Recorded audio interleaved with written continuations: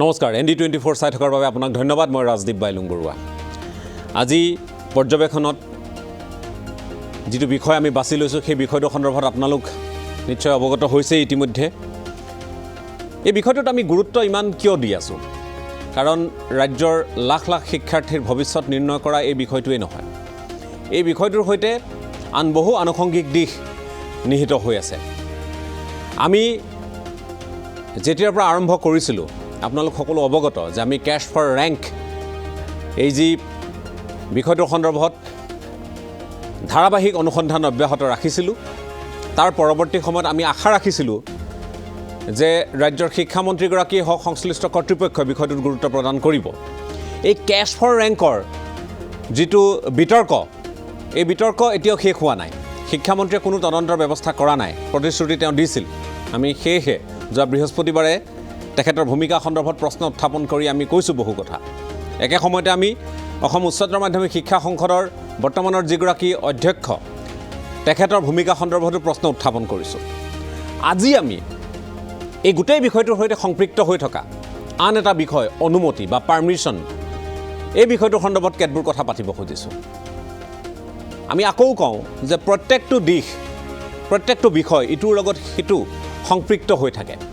যাৰ কাৰণে ডক্টৰ দয়ানন্দ বৰগোহাঁইৰ সেই বিশেষ সাক্ষাৎকাৰটোৰ পিছত বহু কথা ক্ৰমাৎ পোহৰলৈ আহিছিল আৰু প্ৰতিটো বিষয়তে আমি বিজ্ঞানসন্মতভাৱে যিখিনি অনুসন্ধান চলাব লাগে সেইখিনি অনুসন্ধান কৰিছিলো সতীৰ্থসকলৰ সহযোগত আৰু তাৰ পিছত বহু তথ্য পোহৰলৈ আহিছিল আজি যিটো বিষয় সন্দৰ্ভত আমি কথা পাতিব খুজিছো এই বিষয়টো অত্যন্ত গুৰুত্বপূৰ্ণ আজি ৰাজ্যত কাঠফুলাৰ দৰে গঢ়ি উঠিছে ইখনৰ পিছত সিখন জুনিয়ৰ কলেজ বা কনিষ্ঠ মহাবিদ্যালয় সিনিয়ৰ সেকেন্ডাৰী স্কুল বুলি কোৱা হয় ব্যক্তিগত খণ্ডত এনে যিবোৰ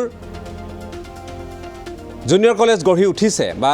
সিনিয়ৰ সেকেন্ডাৰী স্কুল গঢ়ি উঠিছে ইয়াৰ আঁৰত শিক্ষাদান কিমান দূৰ তেওঁলোকৰ মন মগজুত খিপাই আছে নাজানো কিন্তু তাৰ সমান্তৰালকৈ এটা কথা পৰিস্ফুট হৈছে যে ব্যৱসায়িক এটা দৃষ্টিকোণ ইয়াত নিহিত হৈ আছে ব্যৱসায়িক এটা দিশ ইয়াত নিহিত হৈ আছে আজি আমি এই বিষয়টো সন্দৰ্ভত কথা পতাৰ কাৰণে কেইবাগৰাকী ব্যক্তিক আমি আমন্ত্ৰণ জনাইছো কিন্তু মই আপোনালোকক জনাব খুজিছো যে যিহেতু আপোনালোকে সকলোৱে জানে যে এই যিখন পত্ৰলৈ আমি বহিছো এইখন কোনো সাধাৰণ পত্ৰ নহয় কোনো সাধাৰণ নথি নহয় এইখন অসম ৰাজপত্ৰ আৰু আপোনালোকক জনাব খুজিছো যে 2006 চনত যেতিয়া প্ৰথমবাৰলৈ এনে ধৰণৰ কনিষ্ঠ মহাবিদ্যালয় বা জুনিয়ৰ কলেজৰ ধাৰণাটো আহিছিল ক্ৰমাৎ আৰু তেওঁলোকক নিয়ন্ত্ৰণৰ কাৰণে তেওঁলোকৰ ক্ষেত্ৰত নীতি নিয়ম লাগু কৰাৰ কাৰণে যিহেতু সেই সময়ত প্ৰস্তুত কৰা হৈছিল আৰু লগতে গেজেট নটিফিকেশনৰ জৰিয়তে সেই কথাখিনি সকলোৰে দৃষ্টিগোচৰ কৰা হৈছিল আপোনালোকক জনাও The Assam Non-Government Educational Institutions Regulations and Management Act 2006 আৰু এতিয়া মই হাতত লৈ আছো Amendment Act 2018 2018 চনত সংশোধনী এই আইন কৰা হৈছে গতিকে এই বিষয়টো বৰ সহজ বিষয় নহয় কিন্তু এই বিষয়টোক লৈ এছামে যি বজাৰ মেলিছে এইখন ৰাজ্যত আকৌ শব্দটো প্ৰয়োগ কৰিব খুজিছো জোৰ দি ক'ব খুজিছো বজাৰ মেলিছে আৰু এই বজাৰ কোনে মেলিছে এই বজাৰ আমাৰ শিক্ষা খণ্ডৰ সৈতে জড়িত একাংশ বিষয়ে মেলিছে একোটা বিভাগে মেলিছে একোখন স্বতন্ত্ৰ অনুষ্ঠান বা প্ৰতিষ্ঠানে মেলিছে এই কথাবোৰ আমি ক'বলগীয়া হৈছে আজি কাৰণ এই কথাবোৰ আমি যিমানে ক'লেও আমি মন কৰিছো যে চৰকাৰে কিন্তু বিষয়টো গুৰুত্ব প্ৰদান কৰা নাই গতিকে যেতিয়ালৈ তেওঁলোকে ব্যৱস্থা নলব যেতিয়ালৈ এই অনিয়মসমূহ দূৰ নহব যেতিয়ালৈ এই বিষয়ৰ সৈতে জড়িত লোকসকলক দৃষ্টান্তমূলক শাস্তি প্ৰদান কৰা নহব তেতিয়ালৈ কিন্তু এই বিষয়টো আমি এৰি নিদিম সহজে আজি ষ্টুডিঅ'তে বিষয়টো উত্থাপন কৰাৰ আঁৰত যেনে ধৰণে ডক্টৰ দয়ানন্দ বৰগোহাঁইৰ সেই সাক্ষাৎকাৰটো আছিল তেখেত ধোৱা তুলসীৰ পাত হয় নে নহয় তেওঁ ভাল মানুহ নে বেয়া মানুহ সেইখিনি আইনে বিচাৰ কৰিব আমি তাত ক'বলগীয়া নাই কিন্তু তেখেত এগৰাকী কৰ্তৃত্বশীল ব্যক্তি হিচাপে যিখিনি প্ৰসংগ উত্থাপন কৰিছিল তাৰ পিছত যিগৰাকী ব্যক্তিয়ে পুনতে প্ৰত্যাহ্বান জনাই সন্মুখলৈ আহিছিল তেওঁ আছিল নগাঁও ৰামানুজনৰ অধ্যক্ষ দিলীপ কুমাৰ বৰা দিলীপ কুমাৰ বৰাই সেই সময়ত বহু প্ৰত্যাহ্বান আগবঢ়াইছিল ডক্টৰ দয়ানন্দ বৰগোহাঁইৰ প্ৰতি আৰু সেই প্ৰত্যাহ্বানসমূহৰ মাজত আছিল যে তেওঁ নিকা আৰু স্বচ্ছভাৱে সকলো যাৱতীয় অনুমতি সাপেক্ষে তেখেতে ৰামানুজন গঢ়ি তুলিছে। আজি এখন RTIৰ তথ্য আমাৰ হাতত আহি পৰিছে। এই RTIৰ তথ্যত ৰামানুজনে বা ৰামানুজনৰ অধ্যক্ষ দিলীপ কুমাৰ বৰাই নিজৰ সাংগুপাংগুসকলক লৈ শিক্ষাৰ নামত কিদৰে চৰকাৰী নিয়ম ভৰিৰে মোহাৰিছে, শিক্ষাৰ বেপাৰৰ নামত কিদৰে চৰকাৰী নিয়ম ভৰিৰে মোহাৰিছে, আৰু তেওঁৰ বাদ যে আনে লোৱা নাই সেই কথাও আমি ক'ব নোৱাৰোঁ। তেওঁৰ বাদ আনে লৈছে এই কথা আজি আমি ক'বই লাগিব। সেই সন্দেহ আজি আমাৰ মনত ঘনীভূত হৈছে। বিষয়টো এনেধৰণৰ যে যোগ্যতাৰ ভিত্তিত অনুমতি লাভ কৰে একোখন কনিষ্ঠ মহাবিদ্যালয়, আৰু তেনেধৰণৰ কনিষ্ঠ মহাবিদ্যালয়ৰ ভিতৰত ৰামানুজন অন্যতম। আছে বহু এনেধৰণৰ অনিয়মৰ মাজেৰে অহা আন বহু কনিষ্ঠ মহাবিদ্যালয়, কিন্তু আমি ৰামানুজনৰ প্ৰসংগ এই কাৰণেই টানিছোঁ, আজিৰ তাৰিখত ৰামানুজনৰ মই ছবি দেখুৱাব খুজিছোঁ। ৰামানুজন সকলোৱে ভাবে যে সত্যৰ ওপৰত আধাৰ তেওঁলোকে প্ৰতিষ্ঠিত, নিয়মৰ মাজেৰে যোৱা প্ৰতিষ্ঠান, কিন্তু এওঁলোকে নিয়ম ভংগ কৰা প্ৰতিষ্ঠান। আমি শিক্ষাৰ্থীসকলক আকৌ কৈছোঁ, ভুল বুজিব নালাগে, শিক্ষাৰ্থীসকলক উদ্দেশ্যি এটা শব্দ এটা বাক্যও ক'ব খোজা নাই। তেওঁলোক আমাৰ দৃষ্টিত সমান। আজিও যি ধৰণে তেওঁলোকৰ মেধা শক্তিৰে তেওঁলোক পাছ কৰি গৈছে, সেই মেধাক আমি এতিয়াও সন্মান জনাওঁ। তেওঁলোকে যাতে কথাবোৰ গাত পাতি নলয় আৰু অনাহকত বিতৰ্কলৈ নাহে। কিন্তু ৰামানুজন এই যিটো সুউচ্চ ভৱন আপোনালোকে প্ৰত্যক্ষ কৰিছে, এই সুউচ্চ ভৱন আপোনালোকে যিটো স্ক্ৰীণত প্ৰত্যক্ষ কৰিছে, আৰু এটা নিৰ্মীয়মান ভৱন আপোনালোকে প্ৰত্যক্ষ কৰিছে, এই নিৰ্মীয়মান ভৱন নতুনকৈ গ্ৰাউণ্ড প্লাছ 6 ক্ষমা কৰিব, অৰ্থাৎ 7 মহলীয়া এটা ভৱন। আৰু ইয়াৰ পূৰ্বৰ ৰামানুজন য'ত তেওঁলোকৰ শ্ৰেণী হয়, ক্লাছসমূহ হয়, তাত তেওঁলোকৰ 2টা ভৱন আছে, আৰু সেইকেইটা হৈছে গ্ৰাউণ্ড প্লাছ 5 অৰ্থাৎ 6 মহলীয়া ভৱন। কিন্তু তেওঁলোকৰ অনুমতি কি আছে জানেনে? পৌৰসভাই তেওঁলোকক কোনো ব্যৱসায়িক প্ৰতিষ্ঠান, শিক্ষা প্ৰতিষ্ঠান গঢ়ি তুলিবৰ কাৰণে, নিৰ্মাণ কৰিবৰ কাৰণে অনুমতি দিয়া নাই নগাঁও পৌৰসভাই। গতিকে আইন প্ৰথমে ভৰিৰে মোহাৰিছে ৰামানুজন। তেওঁলোকক অনুমতি দিয়া হৈছিল কেৱল আৰু কেৱল আৱাসিক গৃহ নিৰ্মাণৰ কাৰণে। তাতোতকৈ ডাঙৰ কথা, যি মাটিত তেওঁলোকৰ প্ৰতিষ্ঠান আছে, এই প্ৰতিষ্ঠান একেবাৰে কম মাটিত আছে। আমি ইয়াৰ আগতে অৱগত হৈছিলোঁ 3 কঠামান মাটিত আছে। 2006 চনৰ নিয়ম অনুসৰি এবিঘা হ'ব লাগিছিল সেই মাটি, নাই। আৰু 2018 চনৰ নিয়ম অনুসৰি নতুন তেনেধৰণৰ যদি জুনিয়ৰ কলেজ হ'বলৈ হয়, ছিনিয়ৰ ছেকেণ্ডাৰী হ'বলৈ হয়, গ্ৰামাঞ্চলত 5 বিঘা, নগৰ অঞ্চলত বা পৌৰসভা এলেকাৰ অধীনত, টাউন কমিটিৰ অধীনত হ'ব লাগিব 3 বিঘা, আৰু গুৱাহাটী মহানগৰীত হ'লে হ'ব লাগিব 2 বিঘা মাটি নিজা থাকিব লাগিব। নাই। এই কথাবোৰ আমি কিয় আলোচনা নকৰিম কওক? এই বিষয়বোৰে বাৰম্বাৰ আমাক সকলোকে জোকাৰি গৈছে। আমি অনুসন্ধান যিমানে কৰিছোঁ, বিষয়টো যিমানে সংপৃক্ত হ'বলৈ চেষ্টা কৰিছোঁ, যিমানে কথাবোৰ আমি খান্দি উলিয়াবলৈ যত্ন কৰিছোঁ, সিমানে কিন্তু আমি দেখিছোঁ কেৱল ৰামানুজনেই নহয়, ৰামানুজন মাত্ৰ এটা উদাহৰণ, এটা প্ৰতীকী উদাহৰণ। ৰামানুজন এটা প্ৰতীকী উদাহৰণ। ৰামানুজন এখন ভব্যগব্য প্ৰতিষ্ঠান। ৰামানুজনতে যদি এইবোৰ হৈছে, বাকী ক'ত হোৱা নাই আপোনালোকে এবাৰ ভাবক। গতিকে বিষয়টো আলোচনা কৰিব খুজিছোঁ। আমাৰ মাজত যিহেতু নিবন্ধকাৰ ডক্টৰ প্ৰদ্যুম্ন গোস্বামী উপস্থিত আছে, মই স্বাগতম জনাইছোঁ প্ৰদ্যুম্ন গোস্বামীক। প্ৰাক্তন শিক্ষা বিষয়া ডক্টৰ তিলক শইকীয়া ডাঙৰীয়া আমাৰ মাজত উপস্থিত আছে, মই স্বাগতম জনাইছোঁ। আমাৰ মাজত আছুৰ সাধাৰণ সম্পাদক শংকৰজ্যোতি বৰুৱা উপস্থিত আছে, মই স্বাগতম জনাইছোঁ শংকৰজ্যোতিক। অসম উচ্চতৰ মাধ্যমিক শিক্ষা সংসদৰ প্ৰাক্তন সচিব আৰু আজিৰ তাৰিখত লখিমপুৰ জিলাৰ বিদ্যালয়সমূহৰ পৰিদৰ্শক ডক্টৰ ৰমেশ চন্দ্ৰ চুতীয়া আমাৰ মাজত উপস্থিত আছে, মই আপোনাকো স্বাগতম জনাইছোঁ। নগাঁৱৰ একাংশ সচেতন লোকৰ সৈতে আমাৰ সাংবাদিক কৃষ্ণ শইকীয়া উপস্থিত আছে, সংযুক্ত হৈছে আমাৰ সৈতে। কৃষ্ণ, স্বাগতম জনাইছোঁ। মই বাকী অতিথিসকলৰ কাষলৈ যোৱাৰ পূৰ্বে নগাঁৱত এই বিষয়টোৱে কেনেধৰণৰ ক্ৰিয়া কৰিছে, কাৰণ আজিৰ তাৰিখত যিমান জুনিয়ৰ কলেজ আছে, সৰ্বাধিক জুনিয়ৰ কলেজ, সৰ্বাধিক নতুনকৈ এতিয়াও তাত তেওঁলোকে আৰম্ভ কৰিয়েই আছে। অনুমতি কিমানৰ আছে কিমানৰ নাই নাজানো, মাটি কিমানৰ আছে কিমানৰ নাই নাজানো। আৰু নগাঁও এনে নিশ্চয় এখন চহৰ নহয় য'ত ভাল শৈক্ষিক প্ৰতিষ্ঠান নাই। কিয় হ'বলৈ পাইছে এই কথাবোৰ নিশ্চয় দেখাক দেখি বহুতে আগবাঢ়ি আহিছে যেন আমাৰ অনুভৱ হৈছে। গতিকে শিক্ষাৰ প্ৰাণকেন্দ্ৰ বুলি আৰম্ভ হৈছিল মাজত চৰ্চা। ৰামানুজনক লৈ সকলোৱে জয় জয় মই নগাঁও শিক্ষাৰ দিশত আগবাঢ়ি গৈছে, এই প্ৰতিষ্ঠানখনে নাম উজ্বলাইছে, এনেধৰণৰ বহু কথা। কিন্তু নাম উজ্বলোৱা এই প্ৰতিষ্ঠানখনে আজি নাম ডুবাইছে বহু ক্ষেত্ৰত নগাঁৱৰ। আইন ভৰিৰে মোহাৰিছে, বেপাৰ বাণিজ্যৰে বলিয়ান হৈ এই ধৰণৰ কাম কাজ কৰিছে। এই অভিযোগবোৰ আজি উত্থাপন হৈছে। আজি এটা সংগঠনে সংবাদমেলৰ জৰিয়তে বহু তথ্য পোহৰলৈ আনিছে। মই আপোনাৰ কাষলৈ আহিছোঁ নগাঁৱৰ সচেতন মহলে কি কয় কৃষ্ণ নিশ্চয় ৰাজদীপ বাইলুং বৰুৱা যেহেতু RTI যেটো তথ্য আহি পৰিছে যে পৌৰসভাৰ ফালৰ পৰা তেওঁ G+3 আৰু G+3 মহল নিৰ্মাণ বাবে আৱাসিক মহল নিৰ্মাণৰ বাবে অনুমতি প্ৰদান কৰিছিল কিন্তু তাৰ পিছতো কিন্তু G+6 ইয়াত দেখা গৈছে ৰামানুজন যিখন জুনিয়ৰ কলেজ আছে তাৰ ক্ষেত্ৰতে হয় বা ৰামানুজন জুনিয়ৰ কলেজৰ যি গাৰ্লছ হোষ্টেল আছে সেই গাৰ্লছ হোষ্টেলতো G+6 কিন্তু তেওঁলোকে ভৱন নিৰ্মাণ কৰিছে ইয়াক লৈ নগাঁৱত সৰ্বত্ৰ প্ৰতিক্ৰিয়াৰ সৃষ্টি হৈছে মোৰ লগত একাংশ সচেতন লোক আছে মই প্ৰথমতে কাশ্যপৰ পৰা জানিবলৈ বিচাৰিম যিহেতু ৰামানুজনে বিতৰ্কত সোমাই পৰিছে আৰু তেখেতসকলে আজি এখন RTI তথ্য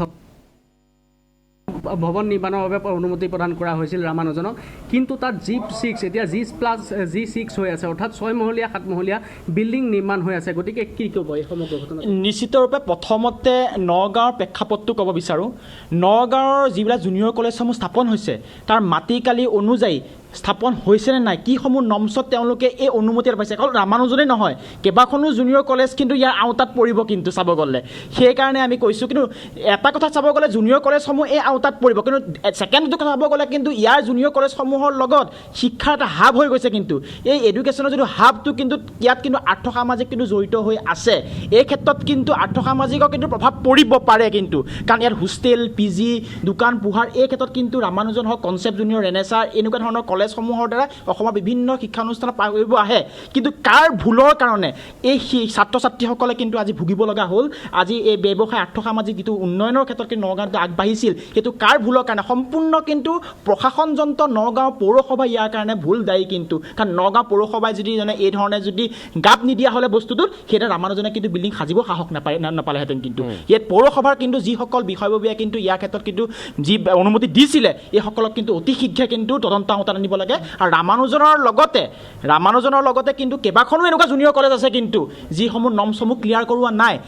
আৰু এটা কথা ক'ব বিচাৰিছোঁ যিসমূহ চৰকাৰী যিসমূহ শিক্ষা অনুষ্ঠান আছে সেই শিক্ষা অনুষ্ঠানসমূহৰ বিজ্ঞান হওক লাগিলে কলাই হওক বাণিজ্যৰ যি ধৰণে উত্তৰণ কৰিব লাগিছিলে কিন্তু সেই উত্তৰণ কিন্তু দেখা পোৱা নাই নগাঁও চৰকাৰী উচ্চতৰ মাধ্যমিক বালক বিদ্যালয় হওক লাগিলে বালিকা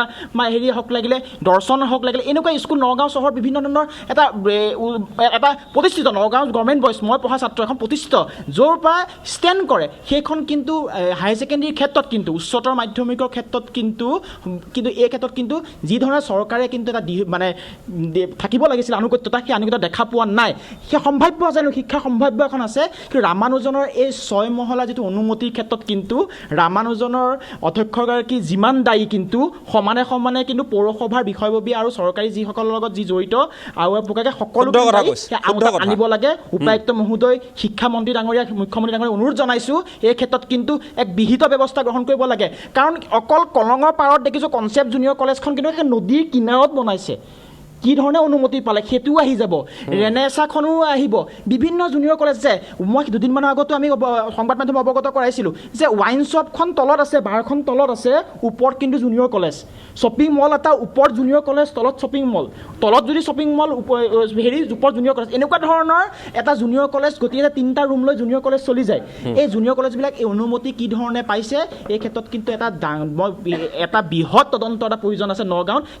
কেৱল ৰামানুজন জুনিয়ৰ কলেজে নহয় কিন্তু আৰু এটা কথা এটা পুনৰবাৰ কৈছোঁ প্ৰত্যেকখন কিন্তু এই শিক্ষাৰ ক্ষেত্ৰত কিন্তু আৰ্থসামাজিক জড়িত হৈ আছে কিন্তু সেইটো কিন্তু লক্ষণীয় হৈছে ৰামানুজনখন যদি আজি দেশত বন্ধ হয় বহুতৰে কিন্তু আৰ্থসামাজিক প্ৰভাৱ পৰিব আমিও বন্ধ হোৱাটো কামনা নকৰোঁ মোৰ লগত আৰু এগৰাকী বন্ধ হোৱা নোহোৱাৰ কথা অহা নাই প্ৰথম কথাটো হ'ল আপোনাৰ পৰা জানিব বিচাৰিছোঁ ইয়াত বন্ধ হোৱা নোহোৱাৰ কথা অহা নাই আৰু কাৰোবাক ইয়াত কাৰোবাৰ আমি গুণ গাম আৰু কাৰোবাক আমি ভুল ধৰিম তেনে কথাও হ'ব নোৱাৰে যিবোৰ নিয়মত হোৱা নাই ইয়াৰ ৰামানুজন হওক ৰামানুজনতকৈ ভাল নাম জ্বলা প্ৰতিষ্ঠান হওক ইয়াত ৰেনেছা হওক ইয়াত কনচেপ্ট হওক ইয়াত কি হওক আমি সন্মুখত কোন আছে আমি নাচাম আমাৰ কথাটো হ'ল যে আজিৰ তাৰিখত যদি অনিয়ম হৈছে তাত আৰ্থসামাজিক উন্নয়ন তাৰ লগত কিমান জড়িত থকা নাই এইবোৰ কথা ইয়ালৈ নাহে ইয়াত আহিব যে নিয়ম ভংগ হৈছে আৰু নিয়ম ভংগ যিয়ে কৰিছে তেওঁৰ ক্ষেত্ৰত যি ব্যৱস্থা হ'ব লাগে বন্ধ কৰাৰ কথাটো আমি কোৱা নাই ব্যৱস্থা যিটো হ'ব লাগে সেই ব্যৱস্থা হ'ব লাগিব নিশ্চয় ৰাজদীপ বাইলুং বৰুৱা মই যিহেতু আৰু এগৰাকী সচেতন লোক আছে মই তেখেতৰ পৰা মন্তব্য লৈ ল'বলৈ চেষ্টা কৰিম প্ৰথমতে মই আপোনাৰ ওচৰলৈ আহিছোঁ অলকমণি ভট্টাচাৰ্য ডাঙৰীয়া যিহেতু পৌৰসভাই বিগত যদি আমি চাওঁ 10-11 বছৰ এনেদৰে চলি আছে কিন্তু RTI তথ্যত তেখেতসকলে প্ৰকাশ কৰিছে যে তেখেতসকলক 3 মহলীয়া বিল্ডিং নিৰ্মাণৰ বাবে অনুমতি দিছিল কিন্তু এতিয়া G6 হৈছে G7 হৈছে গতিকে পৌৰসভাই ইমান দিনে কি চাব পৰা নাছিল নেকি চাওক এটা কথা মই আপোনাক কৈছোঁ এই জুনিয়ৰ কলেজসমূহক লৈ আজি কিছুদিনৰ পৰা বিভিন্ন দিশত চৰ্চা হৈছে আৰু বিশেষভাৱে এখন জুনিয়ৰ কলেজক লৈ নগাঁৱত বিভিন্ন চৰ্চা হৈছে কিন্তু দয়াগৰণ্ড বৰগোহাঁই দিনৰ পৰা যদি আপুনি চায় তেখেতে অ'পেন এটা টক শ্ব'ত তেখেতে জুনিয়ৰ কলেজখনৰ ওপৰত বহুত আঙুলি দিয়াই থৈ গৈছে এতিয়া আহিছে তেখেতসকলৰ বিল্ডিঙৰ ক্ষেত্ৰত তেখেতে এই আপোনালোকৰ পিছফালে এটা বনাই আছে দেখিছোঁ বৃহৎ বিল্ডিং তেখেতসকলৰ যিটো কলেজ আছে সেইটোও বৃহৎ কিন্তু সেইটোত অকল ৰামানুজনৰ নহয় দেই কনচেপ্ট এই ভাইটিজনে যিটো ক'লে যে কনচেপ্ট চবৰে দীঘল বহুত বৃহৎ বিল্ডিং মই যিমান দূৰ জানো নগাঁৱত বিল্ডিং বনোৱাৰ ক্ষেত্ৰত এটা নিয়ম আছে যে ইমান তলালৈকেহে বিল্ডিং ইয়াত বনাব পাৰে আজি ৰামানুজন জুনিয়ৰ কলেজখন বনোৱা কিন্তু আজি যোৱাকালি বনোৱা নাই সেইখন আজি সেই বিল্ডিংটো বনোৱা মোৰ চকুৰতে আজি 10 বছৰমানেই হৈ গ'ল 8-9 বছৰেই হৈ গ'ল ইমান দিন প্ৰশাসন কি শুই আছিল নেকি আজি মোৰ কথাটো চাওক দেই কিছুমান বস্তুত আজি মই ৰামানুজন জুনিয়ৰ কলেজক দুখ নিদিওঁ এইকাৰণেই নিদিওঁ প্ৰশাসন আছে আজি মিউনিচিপালিটি এটা বিয়াগুম ডিপাৰ্টমেণ্ট আছে আজি টাউন প্লেনিং এটা বিয়াগুম ডিপাৰ্টমেণ্ট আছে তেখেতসকলৰ কৰণীয় আছে নহয় তেখেতসকলে পাৰ্মিশ্যন দিয়ে আজি টাউনৰ মাজমজিয়াত তেখেতসকলৰ অফিচাৰসকলৰ চকুত পৰা নাই নেকি এইটো যিটো আজি RTIত উলিয়াবলগীয়া হৈছে এতিয়া এই কথাবোৰে কিন্তু চাওক দেই এই কথাবোৰে মানসিকভাৱে এই ষ্টুডেণ্টখিনিক কিন্তু কষ্ট দিয়ে নিজে পঢ়ি থকা কলেজ এখনৰ ওপৰত যদি কয় এনেকুৱা ধৰণৰ আঙুলি তোমাৰ এনেকুৱা ধৰণৰ কিছুমান ডিছকাশ্যন আহি থাকে ল'ৰা ছোৱালীখিনি কিন্তু মানসিকভাৱে বৰ অপচুষ্ট সিহঁতৰ অকণমান যথেষ্ট মানসিকভাৱে শিক্ষাত সিহঁতক বহুত হানি কৰে এইটো আচলতে হ'ব নালাগে মই ভাবোঁ প্ৰথম কথা দ্বিতীয় কথা হৈছে এই নগাঁৱত আজি বিভিন্ন সময়ৰ পৰা আমি দেখিছোঁ বিয়াগুম বিল্ডিং বনোৱা আৰম্ভ কৰিছে এইবোৰ কি ধৰণে কৰিছে আজি ৰামানুজন কলেজক RTI কৰি উলিয়াইছে বুলিহে আজি আমলাপতিত যিমান কলেজ আছে চবৰে RTI কৰকচোন চবৰে সেইটো কৃষ্ণ এটা কথা ক'ব খুজিছোঁ চৰকাৰখনে ইয়াত আমি পৌৰসভাৰ পাৰ্মিশ্যনতকৈ ডাঙৰ বিষয় এটা কথা পাতি আছোঁ ধাৰণা আছে হিমন্ত পৌৰসভাতকৈ ডাঙৰ বিষয় এটা কথা পাতি আছোঁ ব্যৱস্থা ল'ব এইটোৰ পৰা সকলোৱে আজি চাওক নগাঁৱত বাকী ঘৰবোৰ ইমান তলত এই ধৰণৰ ভূমিকম্প আহিলে যদি সেই ঘৰবোৰৰ কিবা এটা ক্ষতি হয় কিনাৰৰ ঘৰবোৰ চব ভাঙিব কিন্তু চব মৰিব সেই মানুহবোৰ সংশয় হৈছে কিন্তু সেই মানুহবোৰক এই বিল্ডিংবোৰে সেই মানুহৰ ৰ'দ বতাহ নাইকিয়া কৰিছে এখন মেট্ৰপলিটান এখন গুৱাহাটী নহয় গুৱাহাটীততো এনেকুৱা ধৰণৰ বিল্ডিং হাজাৰটা আছে নগাঁৱত লেখত ল'বলগীয়া বিল্ডিংহে এই ধৰণৰ বিল্ডিং ওলায় গতিকে এইটোৰ ওপৰত মই ভাবোঁ এই চৰকাৰখনে এটা বিহিত ব্যৱস্থা ল'ব কাৰণ হিমন্ত বিশ্ব শৰ্মা ডাঙৰীয়াৰ এইটোৰ এটা যথেষ্ট তেখেতৰ শিক্ষাৰ লগত তেখেতৰ এটা যথেষ্ট এটা আন্তৰিকতা আছে আমি দেখিছোঁ গতিকে মই ভাবোঁ এটা চৰকাৰে এইটোৰ ওপৰত এটা বিহিত ব্যৱস্থা ল'ব লাগে এই ধৰণৰ বিল্ডিংবোৰ যদি সঁচাকৈ আনঅথৰাইজলি এই ধৰণে বনোৱা হৈছে গতিকে এইবোৰ অকণমান ভাঙি মেলি আৰু জুনিয়ৰ কলেজসমূহ যিহেতু নগাঁৱত ইতিমধ্যে আমি গম পাইছোঁ যে 60খনতকৈ অধিক জুনিয়ৰ কলেজ আছে কিন্তু জুনিয়ৰ কলেজ বেছিভাগে কিন্তু এইসমূহ নিয়ম যিসমূহ আছে বা কলেজ খুলিবৰ কাৰণে যিসমূহ নিয়ম আছে সেই নিয়ম সম্পূৰ্ণ ভংগ কৰিছে ইয়াৰ ক্ষেত্ৰত উচ্চতৰ মাধ্যমিক শিক্ষা সাংসদ বা শিক্ষা বিষয়াসকল নহয় চাওক সেইটো চাওক নগাঁৱত গলিয়ে জুনিয়ৰ কলেজ এই ভাইটিটো যে গৈ গ'ল ক'ৰবাত 3টা ৰুম লৈছে এইটো এটা জুনিয়ৰ কলেজ এই জুনিয়ৰ কলেজবোৰ মইতো ভাবোঁ আৰু চব হায়াৰ ছেকেণ্ডেৰী লেভেলত কিন্তু ডিগ্ৰী লেভেলত জুনিয়ৰ কলেজ এখন নে দুখনে আছে ইউনিভাৰ্চিটিৰ পৰা নাই তাৰমানে এই যে সেৱাৰ পৰা যিসকল জুনিয়ৰ কলেজ লৈ আহিছে কি ধৰণৰ তাত কিন্তু মই ভাবোঁ এটা সাংঘাতিক নিয়ম এটা ইয়াত আছে কাৰণ তেখেতসকলৰ চাওক চবে আৰ্টছটোক বেছি টাৰ্গেট কিয় কৰে ছায়েন্স হ'লে তাৰ ইনফ্ৰাষ্ট্ৰাকচাৰটো বহুত বেছি লাগে লেবৰেটৰী আৰু য'ত ছায়েন্স আছে ৰামানুজন জুনিয়ৰ কলেজ বা কনচেপ্ট আগতে নগা কলেজৰ কান্ধত উঠি এতিয়াহে তেখেতসকলৰ লেবৰেটৰী হৈছে গতিকে এই যিটো প্ৰক্ৰিয়া এই বস্তুটো কিন্তু চৰকাৰে গুৰুত্ব দিব ঠিক আছে মই পৌৰসভাৰ বিষয়টোলৈ আহিম কলেজ বনোৱাৰ যিটো নিয়ম কানুন এই মই সেইকাৰণে নিয়ম কানুনখিনি অকণমান জনাই দিব লাগে নিয়ম কানুনখিনি অকণমান জনাই দিওঁ নহ'লে ভ্ৰান্ত ধাৰণা এটা হৈ থাকিব মানে ষ্টুডেণ্টে পঢ়িবলৈ যায় এইটো গৈ পেলাই এটা মানে কৃষ্ণ শিক্ষা জগতখনত এইটো কৃষ্ণ মই আহি আছোঁ তেখেতৰ সৈতে আপুনি কথা পাতক আৰু কথাখিনি যেতিয়া আমি বাকীসকলৰ কাষলৈ যাম তেওঁলোককো অকণমান অৱগত কৰিব এই জুনিয়ৰ কলেজৰ বাবে প্ৰথম কথাটো হ'ল যে যিটো পাৰ্মিশ্যন অনুমতি এই অনুমতি ক'ৰ পৰা ল'ব লাগে আপোনালোকে যিসকলে জানে মই তেওঁলোকৰ জ্ঞাতাৰ্থে ক'ব খোজা নাই কিন্তু যিসকলে নাজানে তেওঁলোকক জনাব খুজিছোঁ যে প্ৰথম মাধ্যমিক শিক্ষা সঞ্চালকালয়ৰ পৰা তেওঁলোকে এটা অনুমতি ল'ব লাগে আৰু মাধ্যমিক শিক্ষা সঞ্চালকালয়ত যেতিয়া এই আবেদন আহে মাধ্যমিক শিক্ষা সঞ্চালকালয়ে সেই সংশ্লিষ্ট জিলাখনৰ যিগৰাকী বিদ্যালয়সমূহৰ পৰিদৰ্শক থাকে তেওঁক প্ৰথমে এই বিষয়টো তেওঁলোকৰ মাটি কিমান আছে সকলো ঠিকে থাকে আছেনে নাই এইখিনি কথা তেওঁ সুধিব লাগে বা তেওঁ প্ৰতিবেদন আকাৰে জমা দিব লাগে এইখিনি মাধ্যমিক শিক্ষা সঞ্চালকালয়ে আৰু মাধ্যমিক শিক্ষা সঞ্চালকালয়ে এই গোটেই বিষয়টো সন্দৰ্ভত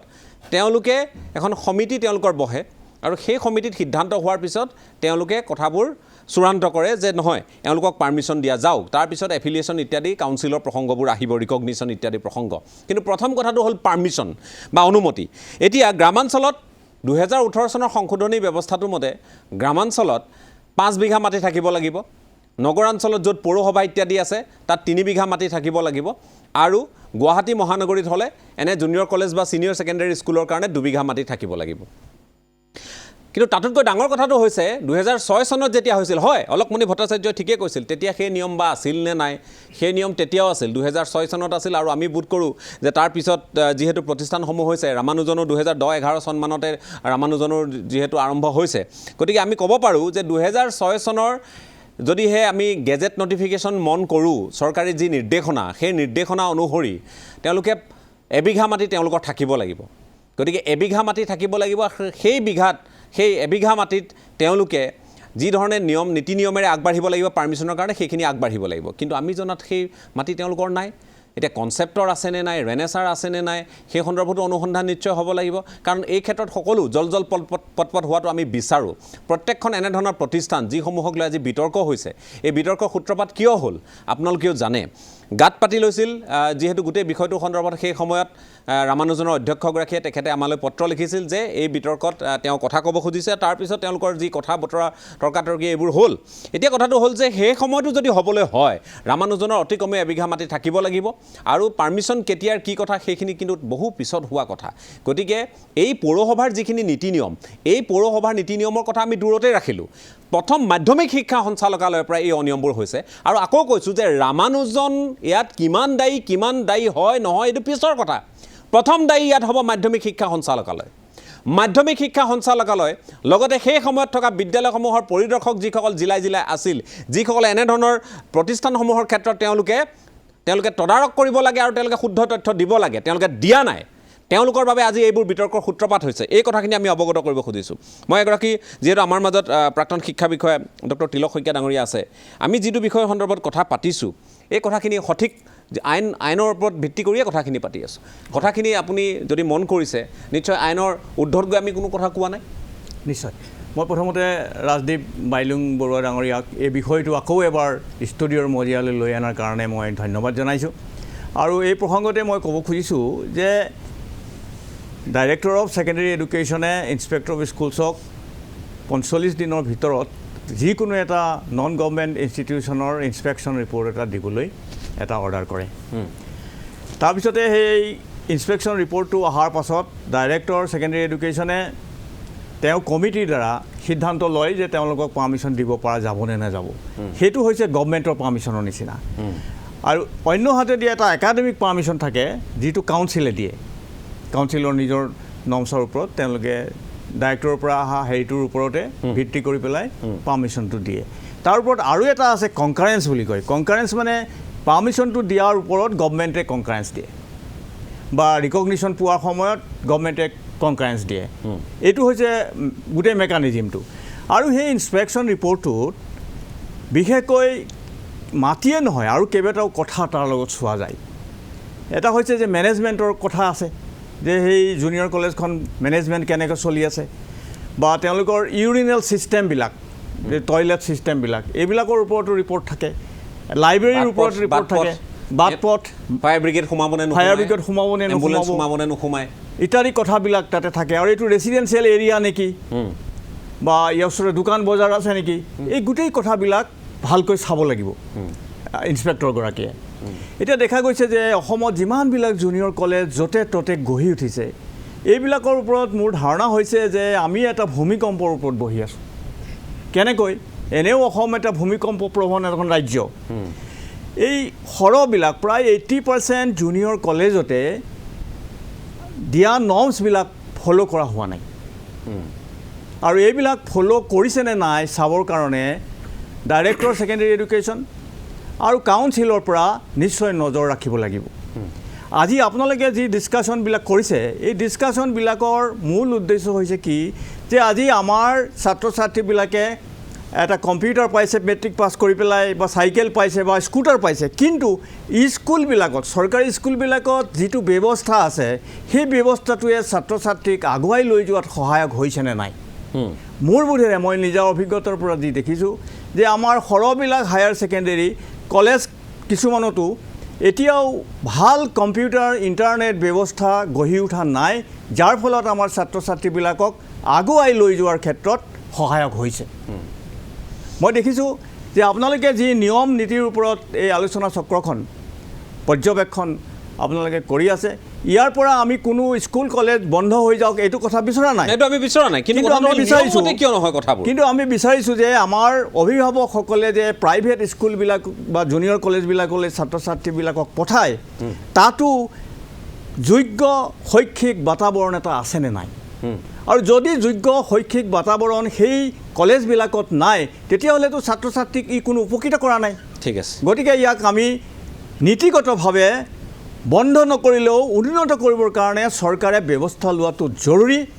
আৰু আজি 2 মাহৰ পিছতো মই ইতিবাচক কোনো দৃষ্টিভংগী কাউন্সিলৰ পৰা বা চৰকাৰৰ পৰা মই দেখা নাই এইটো ডাঙৰ কথা কাউন্সিলৰ পৰা আমি কোনো ধৰণৰ ইতিবাচক দৃষ্টিভংগী দেখা নাই তেওঁলোকে যে নিজৰ এইখিনি সংস্কাৰ সাধন কৰিব লাগে সেইখিনি সন্দৰ্ভত কোনো কথা বতৰা নাই আৰু আমি দেখিছোঁ যে বিষয়াৰ তেওঁলোকে এই কথাবোৰ কোৱাৰ কাৰণে 2 বিষয়াক যিহেতু ইফাল সিফালেও কৰিছে এই কথাখিনি আমাৰ দৃষ্টিগোচৰ হৈছে সকলোৱে জানিছেও মই ডক্টৰ প্ৰদ্যুম্ন গোস্বামী এই বিতৰ্কত আপুনি প্ৰথমবাৰৰ কাৰণে এই বিষয়টোত অংশগ্ৰহণ কৰিছে আৰু আপুনি দেখিছে যে আমি ইয়াত যিখিনি আমাৰ আইনে কয় সেই কথাৰ সন্দৰ্ভত আমি কথা পাতি আছোঁ আৰু আমি ছাত্ৰ ছাত্ৰীক আমি শিক্ষা দিছোঁ যে সততা অধ্যৱসায় এই কথাখিনি আমি সদায় মনত ৰাখি আগবাঢ়িব লাগিব এই ধৰণৰ শিক্ষা আমি যেতিয়া দিওঁ আমি নিজেও সেই ধৰণৰ এটা ব্যক্তিত্ব নিজৰ মাজত আমি গঢ়ি তুলিব পাৰিব লাগিব আমি যদি আজিৰ তাৰিখত মুকলি মঞ্চত কাৰোবাক প্ৰত্যাহ্বান জনাই কৈছোঁ যে নহয় মই সম্পূৰ্ণ শুদ্ধ মোৰ নথি পত্ৰৰ পৰা আদি কৰি সকলো অনুমতি ইত্যাদি মই সকলো শুদ্ধভাৱেই লৈছোঁ আৰু তাৰ পিছত মোক এনেধৰণে বদনাম কৰিবলৈ কথা বতৰাবোৰ কোৱা হৈছে এনেধৰণে ক'লে নিশ্চয় সমীচীন নহ'ব যদিহে আপুনি নিজে সেই নিয়ম ভংগ কৰি আৰু উদাহৰণ সহকাৰে যিহেতু আমি কথাবোৰ দেখুৱাই আছোঁ যদি আপুনি নিজে সেই নিয়ম ভংগ কৰে সেই কথাখিনি কিন্তু গ্ৰহণযোগ্য নহয় আজি ৰামানুজনৰ প্ৰসংগটো মই এইকাৰণেই আনিছোঁ যে ৰামানুজনৰ সন্দৰ্ভত আজি এখন সংবাদমেল হৈছিল আৰু ৰামানুজনৰ প্ৰসংগটো এইকাৰণেই আমি উলিয়াবলগীয়া হৈছে যে এই গোটেই বিষয়টো যেতিয়াই আলোচনা কৰি আছোঁ নগাঁও ৰামানুজন এই প্ৰথম কথা হ'ল নগাঁও নগৰ হিচাপে সেই কথাখিনি নগাঁও চহৰত এইবোৰ হৈ আছে নিকটৱৰ্তী এলেকাত হৈ আছে জিলাখনত হৈ আছে বুলি কোৱা হয় আৰু নগাঁৱত এই ৰামানুজনকে আদি কৰি একাংশ প্ৰতিষ্ঠানে কেতবোৰ এনেধৰণৰ ভূমিকা লৈছে যিবোৰ ভূমিকাক লৈ প্ৰশ্ন চৌদিশে উত্থাপন হৈছে মই আপোনাৰ কাষলৈ আহিছোঁ এই গোটেই বিষয়টোত আপোনাৰ পৰ্যবেক্ষণ কেনে ধন্যবাদ ৰাজদীপ বাইলুংগুৰীয়া তাৰমানে বিষয়টোত যদিও মই প্ৰথমেই আহিছোঁ এই বিষয়টোৰ লগত বহুত আগৰ পৰা মই বহুত বস্তু জড়িত হৈ আছিলোঁ বিভিন্ন কথা বিচাৰ কৰিছিলোঁ কিন্তু কথাটো হ'ল মই প্ৰথম কথাটো আহিছে যে আজিৰ এই যিটো পৰ্যবেক্ষণ হৈছে এই পৰ্যবেক্ষণটো ইটছ নট এবাউট পৌৰসভা এইটো হৈছে এটা এডুকেশ্যন চিণ্ডিকেটৰ ওপৰত গোটেই বিষয়টো আৰু এডুকেশ্যন চিণ্ডিকেটটোৰ লগত ছাত্ৰ ছাত্ৰীৰ ভৱিষ্যত ছাত্ৰ ছাত্ৰী একাডেমিক্স জড়িত হৈ থাকে দ্বিতীয় কথাটো হ'ল যে বিশেষকৈ ৰামানুজনক লৈ আপুনি যিহেতু প্ৰশ্নটো কৰিছে যে মই এটা কথা জনাওঁ যে মোৰ ঘৰো নগাঁৱত আৰু দিলীপ বৰা ছাৰ মোৰ কোনোদিন প্ৰত্যক্ষ শিক্ষাগুৰু নাছিল নাথাকিলেও ছাৰ মোৰ শিক্ষকৰ তুল্য কাৰণ মোৰ বহুত লগৰ ল'ৰা ছোৱালীয়ে দিলীপ বৰা ছাৰৰ ওচৰতে শিক্ষা গ্ৰহণ কৰিছিল আৰু ছাৰক আমি বহুত শ্ৰদ্ধা কৰোঁ সন্মান কৰোঁ আৰু ছাৰ আমাৰ নিচিনা বহুতৰ বাবে আদৰ্শ দিলীপ বৰা ছাৰ অকল মোৰ বুলিয়ে নহয় বহুত ছাত্ৰ ছাত্ৰী নগাঁৱৰ এনেকুৱা বহুত ছাত্ৰ ছাত্ৰী আছে মোৰ লগৰ আমাৰ জেনেৰেশ্যনটো আমাৰ পিছৰ জেনেৰেশ্যনবিলাক বহুতৰ বাবে ছাৰ আদৰ্শ আৰু ছাৰক আজি তাৰিখতো মই কওঁ ছাৰক মই যথেষ্ট শ্ৰদ্ধা আৰু ভাল পাওঁ ভক্তি কৰোঁ কিন্তু আজিৰ এই কথাটোৱে মোক অলপ ব্যথিত কৰিছে আজি যিখিনি কথা ৰামানুজনক লৈ ওলাল কিয় ব্যথিত কৰিছে প্ৰথম কথা হ'ল যিজন ব্যক্তি বেলেগৰ বাবে আদৰ্শ আৰু যিজনক আমি এজন আদৰ্শৱান শিক্ষক বা এজন একাডেমিচিয়ান বুলি সদায় ভাবি আহিছোঁ তেখেতে অনিয়মৰ আশ্ৰয়লৈ কিবা এটা কৰাটোৱে মোৰ লগতে মোৰ পিছৰ চামৰ বহু ছাত্ৰ ছাত্ৰীক ব্যথিত কৰিব এনেকুৱা এটা কথা আমি দিলীপ বৰা ছাৰৰ পৰা আশা কৰা নাছিলোঁ কাৰণ ছাৰে 3 মহলীয়াৰ পাৰ্মিশ্যনৰ জেগাত যদি 7 মহলীয়া বনাইছে ছাৰে এজন শিক্ষাৰ লগত জড়িত ব্যক্তি হিচাপে বিষয়বস্তুক ফাঁকি দিছে ছাৰে যদি আৱাসিক মানে আপোনাৰ বিল্ডিঙৰ পাৰ্মিশ্যন পাই পেলাই যদি তাক বিজনেছ বিল্ডিং বনাইছে কোনো নীতি নিয়ম ফ'ল' কৰা নাই ছাৰে এইটো কথাত ফাঁকি দিছে গতিকে মই ছাৰক আজিও এই মঞ্চৰ পৰা অনুৰোধ জনাম যে ছাৰ আপোনাৰ পৰা বহুত ছাত্ৰ ছাত্ৰীয়ে বহুত আশা কৰে আৰু আপুনি সময় থাকোঁতেই বিষয়খিনি শুদ্ধৰণিৰ ব্যৱস্থা কৰক আৰু এজন নগঞা হিচাপে আপোনাৰ প্ৰত্যক্ষ ছাত্ৰ নহ'লেও ছাত্ৰতুল্য এজন হিচাপে মই আপোনাক অনুৰোধ কৰিম আপুনি গোটেইখিনি বস্তু সংশোধন কৰক এই কথাটোৱে কিন্তু এটা বেলেগ মেছেজ ছাত্ৰ ছাত্ৰীসকলৰ মাজত লৈ যাব দ্বিতীয় কথাটো হ'ল ৰামানুজন এটা আপোনাৰ এটা মানে হেৰিহে আপুনি ৰেফাৰেঞ্চে মই এই ৰামানুজনৰ ৰেফাৰেঞ্চত আপোনাৰ 2015 চনত মই আমাৰ অসম কাকতত এটা আৰ্টিকল লিখিছিলোঁ জুনিয়ৰ কলেজৰ দৌৰৰেটমত অধোগামী আজিৰ শিক্ষা বুলি জুনিয়ৰ কলেজে কোনবিলাক ক্ষেত্ৰত ভুল কৰি আছে কিয় মই এই কথাটোৰ ওপৰত লিখিছিলোঁ কাৰণ আমি সাধাৰণতে হায়াৰ এডুকেশ্যনৰ শিক্ষক আমি উচ্চ শিক্ষাৰ শিক্ষক আৰু আমি হায়াৰ ছেকেণ্ডেৰী পাছ কৰি ওলাই অহা ছাত্ৰ ছাত্ৰীসকলৰ লগত আমাৰ ডাইৰেক্টলি আমি টাচত থাকোঁ আৰু যেতিয়া সেই ছাত্ৰ ছাত্ৰীসকলৰ লগত আমি টাচত থাকোঁ বিভিন্ন জুনিয়ৰ কলেজৰ পৰা আহে তেওঁলোকৰ লগত যেতিয়া আমি জ্ঞানৰ বিনিময়টো কৰোঁ তেওঁলোকৰ জ্ঞান কিমান জুখিবলগীয়া হয় আমি ছাত্ৰ ছাত্ৰীসকলৰ স্বৰূপটো গম পাই যাওঁ বহুত ছাত্ৰ ছাত্ৰী মই ইয়াত সকলো ছাত্ৰ ছাত্ৰীৰ কথা কোৱা নাই তেতিয়া মোক বহুত কিছুমান বস্তুত সন্দেহ হৈছিল যে জুনিয়ৰ কলেজৰ ছিষ্টেমটো কি চলাই আছে তেতিয়া বহুত কেইজন শিক্ষকৰ লগত কথা পাতিছিলোঁ প্ৰেক্টিকেল কৰিবলৈ যোৱা মানে ছায়েন্সৰ প্ৰেক্টিকেল কৰিবলৈ মানে প্ৰেক্টিকেল ল'বলৈ যোৱা শিক্ষকৰ লগত কথা পাতিছিলোঁ তাৰপিছত যিটো কণ্ডিশ্যন আজি ৰামানুজন কনচেপ্ট এইবিলাকৰতো তেওঁলোকৰ নিজা লেবৰেটৰী আছে কিন্তু অসমত একাংশ জুনিয়ৰ কলেজৰ যিটো কণ্ডিশ্যন দুটা ৰুম ভাড়াঘৰ হিচাপে লৈ তাত ছায়েন্স লেবৰেটৰী নামত ছায়েন্স চলাই থাকে এজন শিক্ষকে মোক কৈছিল গুৱাহাটীৰ এখন কলেজৰ এজন অধ্যাপকে যে প্ৰেক্টিকেল কৰিবলৈ এখন দৰ্জা দি সোমাই আনখন দৰ্জা দি ওলাই গুচি আহে ৰসায়ন বিজ্ঞানত এখন ফিল্টাৰ পেপাৰ ৰেপ কৰিব নাজানে এজন ছাত্ৰ বা এগৰাকী ছাত্ৰীয়ে গতিকে এনেকুৱা ধৰণৰ অৱস্থাই আমাৰ শৈক্ষিক মানদণ্ডটো একেবাৰে বেয়া কৰি পেলাইছে আৰু বেয়া কৰি পেলাব এই ক্ষেত্ৰত মই দয়ানন্দ বুঢ়াগোহাঁই ছাৰকো এসময়ত কৈছিলোঁ তেখেত যেতিয়া এছেকৰ চেয়াৰমেন হৈ আছিল মই বুঢ়াগোহাঁই ছাৰক কৈছিলোঁ ছাৰ জুনিয়ৰ কলেজে কিন্তু আমাৰ হায়াৰ ছেকেণ্ডেৰী এডুকেশ্যন ছিষ্টেমটো বহুত বেয়া কৰিছে বহুত কিছুমান ঘটনা ঘটিছে আপোনাৰ দিনত আপুনি কিন্তু বিষয়বস্তুবিলাক অলপ চাওক কি হৈছে তেতিয়া ছাৰে মোক কৈছিল যে হয় প্ৰয়োজন চাব লাগিব মই বিষয়টো চাম তাৰপিছত গ'ল কথা গ'ল আপোনাৰ ওচৰত তেতিয়া কথাবিলাক আৰম্ভ হ'ল তেতিয়া মই নিজাকৈ বস্তুবিলাক এনালাইচিছ কৰিছোঁ আপোনাৰ কি হৈছে মানে ব্যৱসায়টোতো এটা চূড়ান্ত লেভেলত ব্যৱসায়লৈ গুচি গৈছে জুনিয়ৰ কলেজৰ ব্যৱসায়টো চূড়ান্ত লেভেলত ব্যৱসায়লৈ গুচি গৈছে মই মোৰ সেই আৰ্টিকলটোতে লিখিছিলোঁ যে জুনিয়ৰ কলেজত আপোনাৰ আজিৰ ডেটত এই বছৰ 2020ত এখন জুনিয়ৰ কলেজত যদি কাট অফ পাৰ্চেণ্টেজ 75 অহা বছৰ তেওঁলোকে প্ৰস্পেক্টাছ বিক্ৰী কৰে 50%লৈকে তাৰমানে 75 কাট অফ পাৰ্চেণ্টেজ হোৱা জুনিয়ৰ কলেজখনত 50%ৰ প্ৰস্পেক্টাছ বিক্ৰী কৰাৰ কোনো কাৰণ থাকিব নোৱাৰে যুক্তি থাকিব নোৱাৰে তেওঁলোকে হোষ্টেলৰ নামত ব্যৱসায় কৰে কাষৰ ৰেণ্টবিলাকত যে হোষ্টেল দিয়ে তাৰ পৰা কমিশ্যন লয় কিবা কৰে অজস্ৰ ব্যৱসায় আৰু আটাইতকৈ ডাঙৰ কথা হৈছে এছাম উন্নত মানৱ সম্পদক অতি কম মজুৰিত নিয়োগ কৰি আছে মোলৈ বিভিন্ন সময়ত বিভিন্ন জুনিয়ৰ কলেজৰ টিচাৰে ফোন কৰে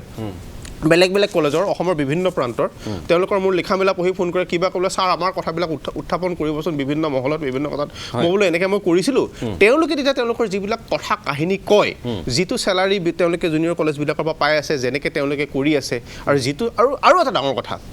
এই মই বাৰেপতি দয়ানন্দ বুঢ়াগোহাঁই ছাৰকো কৈছিলোঁ যে ছাৰ আপোনালোকে এটা কাম নকৰে কেলৈ সেইটো সদৌ অসম ছাত্ৰ সন্থাই হয়তো কেতিয়াও ছাপৰ্ট নকৰে মই জানো মই সমজুল দাৰকো কৈছিলোঁ কিন্তু আমাৰ ষ্টেণ্ডটো উঠাই দিব লাগে এই ষ্টেণ্ডৰ কাৰবাৰটো যদি উঠাই দিয়ে নহয় গোটেই এডুকেশ্যন ছিষ্টেমটো গোটেই কথাবিলাক একদম চিজিল আহি যাব তেতিয়া কি হয় 3-4জন ষ্টুডেণ্টক পিক আপ কৰে আপুনি জুনিয়ৰ কলেজত সদায় ভাল ৰিজাল্ট কৰাটো সদায় চায় যে কেইজনে ষ্টেণ্ড কৰিলে কেইজনে 90% এবভ পালে কিন্তু আপুনি কোনোবা দিনাখন চাইছেনে যে কিমানজন ছাত্ৰ ছাত্ৰীয়ে 3rd ডিভিজন পালে কিমানজনে 2nd ডিভিজন পালে আপোনাক হাইলাইটটো কৰা হয় যে মেট্ৰিকত ষ্টাৰ পাই অহা ছাত্ৰ ছাত্ৰীজনে 90% এবভ কিমান পাইছে কিন্তু আপুনি কোনোবা দিনাখন ষ্টেটিষ্টিক্স চাইছেনে যে মেট্ৰিকত 75 পোৱা ছাত্ৰ বা ছাত্ৰীগৰাকীয়ে জুনিয়ৰ কলেজত আহি পেলাই 65 পাইছে 60 পাইছে তেনেকুৱাও অজস্ৰ ছাত্ৰ ছাত্ৰী ওলাব ছেকেণ্ড কথা এনেকুৱা জুনিয়ৰ কলেজো আছে য'ত ষ্টেণ্ড কৰা ছাত্ৰ বা ছাত্ৰীয়ে মেডিকেল এণ্ট্ৰেন্স এক্সামিনেশ্যনত অসমৰ 3000-5000 ৰেংকত আহিছে তাৰমানে হায়াৰ ছেকেণ্ডেৰীত ষ্টেণ্ড কৰিছে মানে তেওঁ হায়াৰ ছেকেণ্ডেৰী ছাত্ৰ ছাত্ৰীসকলৰ ভিতৰত 10টা ৰেংকৰ ভিতৰত তেওঁ স্থান পাইছে কিন্তু একে সময়তে তেতিয়া নিট নাছিলে তেতিয়া অল ইণ্ডিয়া মেডিকেল এক্সামিনেশ্যনটো নাছিল অসমত তেতিয়া মেডিকেল এণ্ট্ৰেন্স এক্সামিনেশ্যনটো হৈছিল মেডিকেল এণ্ট্ৰেন্সত আহি পেলাই আপোনাৰ 3-4 হেজাৰ ৰেংকত আহিছে গতিকে জ্ঞানৰ তাৰতম্যটো আছে তেওঁলোকৰ শিক্ষাৰ লগত মানে আপোনাৰ আটাইতকৈ ডাঙৰ কথা যিটো আসাম হায়াৰ ছেকেণ্ডেৰী এডুকেশ্যন কাউন্সিলৰ আমাৰ ডিপিয়ে কথা কৈছে তেওঁলোকে পাৰ্মিশ্যনৰ ক্ষেত্ৰত সাংঘাতিক এটা দুটা ৰুম কাৰণে এইবোৰ নহয় কাৰণে হৈছে আৰু গতিকে আমি ডিএসিক আমি মুকলি প্ৰত্যাহ্বান জনাই কৈছোঁ আপোনালোকক মুকলি প্ৰত্যাহ্বান জনাই কৈছোঁ আপোনালোকৰ বিষয়া যিগৰাকী সঞ্চালক মাধ্যমিক শিক্ষা সঞ্চালক তেখেত এই ষ্টুডিঅ'ত বহি তেখেতে কথা দি কৈছিল যে এইবোৰ দিশ তেওঁলোকে চাব শিক্ষামন্ত্ৰী আমাৰ পত্ৰ পোৱাৰ পিছত তেওঁ আমাক প্ৰাপ্তি স্বীকাৰ কৰিছিল তেওঁ বিষয়টো তেওঁ বিবেচনা কৰিব এই মানুহবোৰে যেতিয়া কথা নাৰাখে এই শিক্ষাখণ্ড কোন দিশলৈ গৈ আছে আপোনালোকে নিশ্চয় অনুমান কৰিব পাৰিছে গতিকে মই ডক্টৰ প্ৰদ্যুম্ন গোস্বামীৰ কাষলৈ আকৌ আহিম মই আহিব খুজিছোঁ আমাৰ মাজত যিহেতু শংকৰজ্যোতি বৰুৱা আছে সদৌ অসম ছাত্ৰ সন্থাৰ সাধাৰণ সম্পাদক মই আপোনাৰ কাষলৈ আহিছোঁ আপুনি এই যিটো বিতৰ্ক দুবাৰমান আপুনি 2-3বাৰ আপুনি অংশগ্ৰহণ কৰিছে এই বিতৰ্কটোত আৰু আজিৰ তাৰিখত আপোনাৰ সন্মুখত তথ্য প্ৰমাণ সকলো আছে এখন একাডেমীৰ বিৰুদ্ধে এই তথ্য প্ৰমাণ যদিও প্ৰতীকী অৰ্থত আমি সকলোকে প্ৰশ্ন উত্থাপন কৰিব পাৰোঁ সৌহিদিনা কনচেপ্টৰ প্ৰসংগটো আমি দেখুৱাইছোঁ যে তেওঁলোকে আগতীয়াকৈ 23,000 টকা লৈছে নগাঁৱৰ কনচেপ্ট আৰু 23,000 টকা লৈ পৰৱৰ্তী সময়ত যেতিয়া সেই ল'ৰাজন পাছ নকৰিল তেওঁক আগতীয়া বাৰণ কৰা আছিল যে এডমিশ্যন নল'ব আপোনালোকে ৰিজাল্ট ওলাই লওক ফলাফল ওলাই লওক মূল্যায়নৰ ওপৰত ফলাফল হৈ লওক তাৰপিছত আপোনালোকে ব্যৱস্থা ল'ব নলয় তেওঁলোকে আগতীয়াকৈ টকা ল'লে আৰু সেই ল'ৰাজনে যে দ্বিতীয় বিভাগত পাছ কৰিলে তেখেতে তাত এডমিশ্যন ল'ব পৰা ব্যৱস্থাটো নাই তেনেধৰণৰ বহু উদাহৰণ বহু প্ৰতিষ্ঠানত হৈছে গতিকে শংকৰজ্যোতি এই গোটেই দিশটোত চৰকাৰে যে অৱহেলা কৰি আছে বিভাগীয় মন্ত্ৰীৰ যে কাণসাৰ নাই আৰু DSE যে এতিয়া এখন বজাৰলৈ ৰূপান্তৰিত পৰ্যবেক্ষিত হৈছে এই কথাখিনিয়ে আমাক নিশ্চয় ব্যথিত কৰিব অনাগত সময়লৈ হয় নিশ্চিতভাৱে কেছ ফৰ ৰেংক বুলি যেতিয়া কথাটো ওলাল তেতিয়াৰ পৰা আচলতে আপুনি যিটো উদ্যোগ লৈ আলোচনাটো আগবঢ়াই আছে সেই আলোচনা কেইবাটাও আলোচনাত আমি অংশগ্ৰহণ কৰিছোঁ আৰু আলোচনাটো অংশগ্ৰহণ কৰাৰ সময়ত মাজতে এটা আলোচনাত ডাইৰেক্টৰী অফ ছেকেণ্ডেৰী এডুকেশ্যনৰ যিগৰাকী ডাইৰেক্টৰ আছিল তেখেত ইয়াত উপস্থিত আছিল আৰু সেইদিনাখন আপুনিও যথেষ্ট প্ৰশ্ন তেখেতক কৰিছিল বা আমিও যথেষ্ট প্ৰশ্ন কৰিছিলোঁ আৰু সেইদিনাখনে ময়ো এটা সময়ত উত্থাপন কৰিছিলোঁ যে কেছ ফৰ ৰেংকৰ আগতে কিন্তু কেছ ফৰ পাৰ্মিশ্যন অৰ্থাৎ পাৰ্মিশ্যন লৈ পেলাই কেছ টকা দি পেলাই পাৰ্মিশ্যন দিয়ে তাৰপিছত কেছ টকা লৈ পেলাই ৰেংক দিয়ে এই কথাটো চলিছিল আৰু সেই সময়ত কিন্তু সঞ্চালকগৰাকীয়ে কোনো কথাৰ উত্তৰ দিয়া নাছিল আৰু তেখেতে প্ৰতিটো কথাৰে আচলতে চোৱা চিতা কৰা হ'ব বা অনাগত দিনত সেই কামটো কৰা নহ'ব বা আমি চাই চিতি এই ব্যৱস্থা গ্ৰহণ কৰিম এনেকুৱা ধৰণৰ কথা বতৰাবিলাক তেখেতে কৈছিল আৰু এটা পৰ্যায়ত আচলতে তেখেতে আটাইবিলাক কথা স্বীকাৰ কৰি লৈছিল এতিয়া হৈছে যে আমাৰ কাৰণে আচলতে আমিয়ে দুৰ্ভাগ্য বুলি ভাবিছোঁ আমাৰ কাৰণে যে শিক্ষাখণ্ডক লৈ আচলতে এনেকুৱা ধৰণৰ কথা বতৰা আমি আলোচনা কৰিবলগীয়া হৈছে এনেকুৱা এটা পৰ্যায়লৈ এতিয়া গুচি গৈছে যে তাকো এগৰাকী শিক্ষকৰ দ্বাৰা এই কথা বতৰাবিলাক যোৱাটো আমাৰ কাৰণে সঁচাকৈ দুৰ্ভাগ্যজনক শিক্ষা ব্যৱস্থাটোৰ কাৰণে দুৰ্ভাগ্যজনক যি সময়ত আমি শিক্ষাগুৰু এগৰাকী দেখিলে আমাৰ ভয় ভক্তিভাৱত মূৰ দূৰ খাই যায় তেনেকুৱা এগৰাকী শিক্ষকক লৈ পেলাই আমি যেতিয়া আকৌ মাফিয়াৰ কথা শিক্ষাৰ মাফিয়াৰ কথা পাতিবলৈ যাওঁ তেতিয়া আচলতে তাতকৈ লজ্জাজনক কথা থাকিব নোৱাৰে আমি আগতে শুনিছিলোঁ যে বালি মাফিয়া থাকে কয়লা মাফিয়া থাকে ঘৰ ভাড়া মাটি মাফিয়া থাকে তেনেকুৱা ধৰণৰ মাফিয়া শুনিছিলোঁ এতিয়া নতুনকৈ আচলতে আমি শুনিবলগীয়া হৈছে যে শিক্ষাৰ খণ্ডত মাফিয়াগিৰি এইটো হয় কিন্তু কাৰণ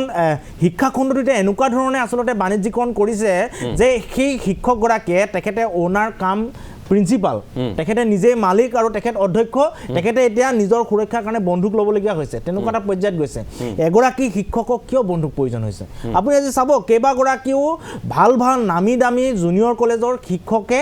প্ৰিন্সিপাল কাম অ'নাৰৰ হাতত এতিয়া কিন্তু বন্ধুক আছে কি কাৰণত প্ৰয়োজন বন্ধুকবিলাক আৰু এই গোটেই ব্যৱস্থাটোত ডাইৰেক্টৰী অফ ছেকেণ্ডেৰী এডুকেশ্যনৰ পৰা কাউন্সিলৰ পৰা সকলো বিষয়া কৰ্মচাৰী কিন্তু ইয়াত জড়িত হৈ থাকে কোনো কিন্তু ধোঁৱা তুলসীৰ পাত নহয় এই সৌদিনা দয়ানন্দ বৰগোহাঁই ছাৰে যিখিনি কথা উল্লেখ কৰি গ'ল বা ৰামানুজনৰ অধ্যক্ষ দিলীপ বৰা ছাৰে যিখিনি কথা উল্লেখ কৰি গ'ল আটাইখিনি কথা যদি আমি জাৰি জোকাৰি চাওঁ কোনো কিন্তু ধোঁৱা তুলসীৰ পাত নহয়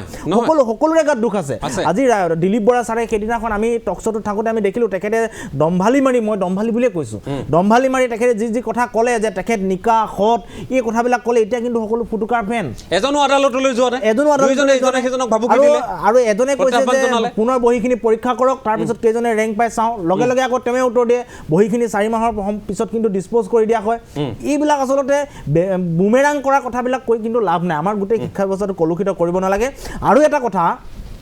ৰামানুজনৰ এটা কথা আমি দেখিবলৈ পাইছোঁ যে আমি ৰামানুজনৰ তেখেতসকলৰ নীতি নিয়ম বা ৰামানুজনৰ মহাবিদ্যালয়খনে কেছ ফৰ ৰেংকক লৈ যি কথা বতৰা আলোচনা হৈছিল আমি সেই কথা বতৰাখিনি লৈ আলোচনা কৰিছিলোঁ তাৰ ছাত্ৰ ছাত্ৰীসকলক লৈ আমাৰ কিন্তু কোনো সমস্যা নাছিল তাৰ ছাত্ৰ ছাত্ৰীসকল যে প্ৰকৃততে চোকা সেই কথাটো আমি সকলোৱে জানোৱেই কিন্তু আপুনি এতিয়া এটা কথা মন কৰিছে নে নাজানো মই ফেচবুকৰ লগত ছ'চিয়েল মিডিয়াৰ লগত যিহেতু জড়িত হৈ থাকোঁ এটা বস্তু দেখিবলৈ পাইছোঁ যে এটা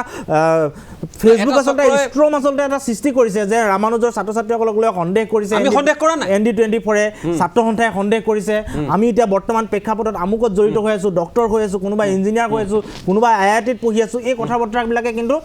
তেওঁলোকে ট্ৰল বেক কৰিছে কিন্তু এটা কথা আমি কৈছোঁ যে সেই ছাত্ৰ ছাত্ৰীসকলৰ এটা পিলাৰ তেওঁলোকৰ অলৰেডি এটা পিলাৰ আছে কেৱল 11 আৰু 12 ৰামানুজনে পঢ়াইছে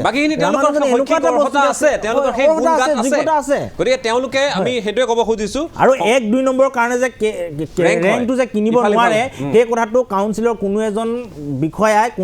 কিন্তু অস্বীকাৰ কৰিব নোৱাৰে 1-2 নম্বৰৰ কাৰণে তেখেতসকলে ৰেংকৰ কাৰণে যে খেলি মেলি কৰিব পাৰে সেই কথাটো আমি নিশ্চিত সেইটো কৰিব আৰু এটা কথা মোৰ আচলতে আচৰিত লাগে এই কাউন্সিল কাউন্সিলত যেতিয়া চেয়াৰমেন এগৰাকী দিয়ে আপুনি মন কৰিব মই সকলো চেয়াৰমেনৰ কথা কোৱা নাই বেছিভাগ চেয়াৰমেনে এনেকুৱা হয় তেখেতে লোকসভা বা বিধানসভাত টিকেট বিচাৰিব শিক্ষাগুৰু এজনে আৰু যদি টিকেটটো যদি দিব নোৱাৰে পাছৰ পৰ্যায়ত তেখেতক আনি কিন্তু ইয়াত কাউন্সিলত ব্যৱস্থাপনা এটা অধীনলৈ